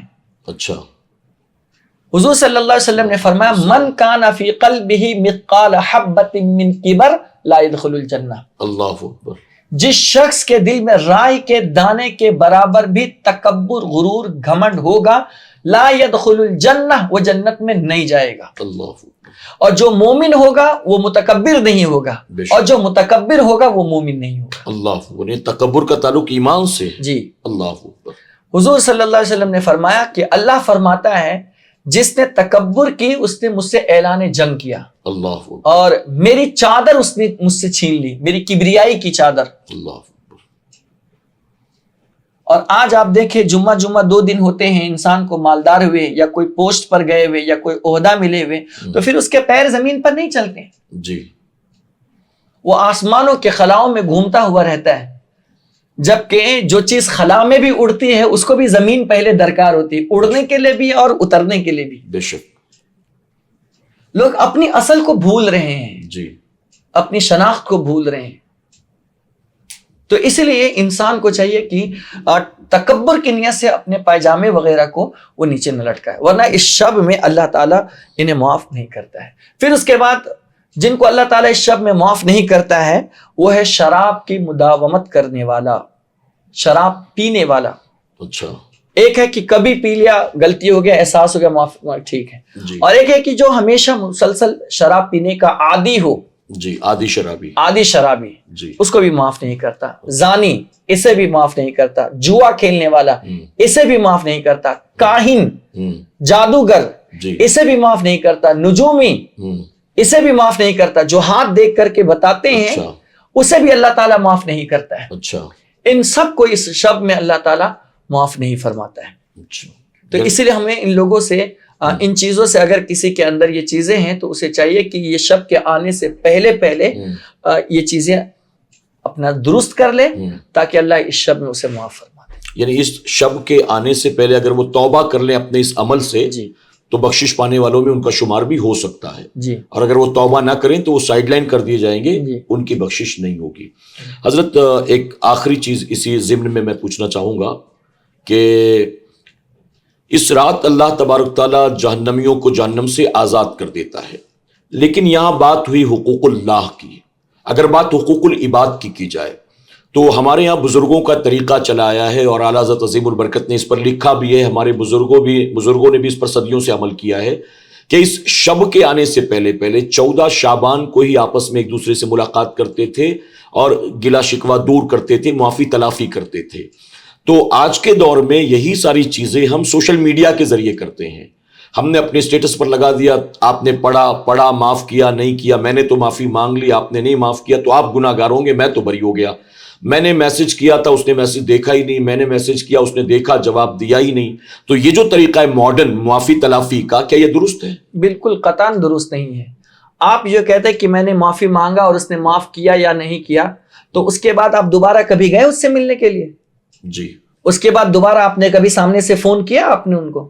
جی۔ آپ نے سلام کیا؟ اگر آپ کے دل میں واقعتاً ایسا تھا کہ میں یہ معافی مانگ ہی رہا ہوں تو اس کے بعد آپ نے اس سے معافی کیوں نہیں، سلام کیوں نہیں کیا؟ جی۔ اس کے گھر کیوں نہیں گئے؟ جی۔ اس سے باتیں کیوں نہیں؟ اس کا مطلب یہ ہے کہ آپ کے دل میں کہیں نہ کہیں کینہ ہے جو اس بات کی وضاحت کر رہا ہے کہ میں اس سے معافی مانگنے مطلب ایک رسم ادا کیا ہوں، ایک فارمیلٹی ہے، ہاں ایک فارمیلٹی، اس کے علاوہ اور کچھ بھی نہیں ہے۔ لوگوں کو بتانے کے لیے میں نے میسج کیا تھا، جی، اس نے جواب ہی نہیں دیا۔ ہاں تو یہ جھوٹ ہے، اور اللہ کی بارگاہ میں اس کی سخت پکڑ ہوگی اس کی، کیونکہ یہ جھوٹ سے کام لے رہا ہے۔ اچھا، تو اسی لیے ان چیزوں سے ہم کو بچنا چاہیے خاص طور سے، یعنی پرسنلی مل کر معافی مانگنا چاہیے۔ نہیں پہنچ سکتے، دور ہے تو فون کر لیں۔ فون کر لے، آج کے دور میں جب آپ ماڈرن زمانے میں رہتے تو کال کر لیجئے، جی، اس میں کیا مذائقہ ہے؟ کم سے کم اس کا دل تو ہلکا ہو جائے گا۔ جی۔ ہاں، اس کے بعد اگر وہ نہیں معاف کرتا ہے تو اس کا معاملہ اللہ کے حوالے ہے، جی، پھر وہ اپنے انجام پر روئے گا۔ جی۔ میرے پیارے آقا علیہ الصلوۃ والتسلیم کے پیارے دیوانوں، خاتون جنت حضرت فاطمہ الزہرا رضی اللہ تعالیٰ عنہ کی کنیزوں، شب برات کی حقیقت، اس عنوان پر ہم نے وضاحت کے ساتھ تمام اعتراضات، تمام سوالات، تمام کنفیوژنز کو کلیریفائی کرنے کی کوشش کی۔ امید کرتے ہیں کہ آپ نے بہت کچھ اس پروگرام کے ذریعے سیکھا ہوگا، آپ کے علم میں اضافہ بھی ہوا ہوگا، آپ کے سوالات کے جوابات بھی آپ کو مل گئے ہوں گے۔ ہماری آپ سے درخواست ہے کہ آپ اس پروگرام کی لنک کو کاپی کر کے اپنے دوست احباب کے ساتھ زیادہ سے زیادہ شیئر کرنے کی کوشش کریں، تاکہ وہ بھی اچھی طرح سے اس بات کو سمجھ لیں کہ اس رات کی حقیقت کیا ہے، اس رات میں کیا کرنا ہے، اس رات میں کیا نہیں کرنا ہے۔ اسی طرح سے آپ تمام سے ہماری گزارش ہے کہ اگر آپ SDI چینل پر ابھی پہلی بار آئے ہیں، نئے آئے ہیں، آپ نے اسے سبسکرائب نہیں کیا، ابھی سبسکرائب کر لیں اور آئندہ آنے والے تمام نئے پروگرامز اور بیانات کی نوٹیفیکیشن کے لیے بیل آئیکن کو کلک کرنا نہ بھولیں۔ شب برات کے تعلق سے مزید معلومات آپ حاصل کرنا چاہتے ہیں، عالمی تحریک سنی دعوت اسلامی کے مکتب طیبہ پر ہماری یہ کتاب موجود ہے۔ آپ اس کتاب کو مکتب طیبہ پر وزٹ کر کے بھی حاصل کر سکتے ہیں، اور اگر آن لائن خریدنا چاہتے ہیں، آپ جس شہر جس ملک میں بھی رہتے ہیں، آپ آن لائن ہم سے رابطہ قائم کریں اور اس کتاب کو بھی خریدنے کی کوشش کریں۔ آپ تمام کی طرف سے ہم مولانا انصار اشرفی صاحب کے لیے دعا کرتے ہیں اور حضرت کا شکریہ ادا کرتے ہیں۔ اللہ تبارک تعالیٰ حضرت کی تمام دینی خدمات کو قبول فرمائے۔ آپ بھی ہماری دعا پر آمین کہیں کہ اللہ تبارک تعالیٰ حضرت کے عمر میں، علم میں، رزق میں، اخلاص میں خوب برکت عطا فرمائے۔ اللہ ان کی تمام خدمات کو قبول فرمائے اور اللہ تبارک تعالیٰ ان کے سائے کو ہم سنیوں کے سروں پر دراز فرمائے، اور اپنے انداز میں جو بھی دین و سنت کی خدمت کر رہے ہیں، اللہ اس کا بہترین اجر انہیں، ان کے والدین کو، ان کے اہل و عیال کو عطا فرمائے۔ آپ تمام کی طرف سے ہم حضرت کا شکریہ ادا کرتے ہیں۔ حضرت آپ کا بہت بہت شکریہ، اللہ آپ کی خدمات قبول فرمائے۔ السلام علیکم ورحمۃ اللہ وبرکاتہ۔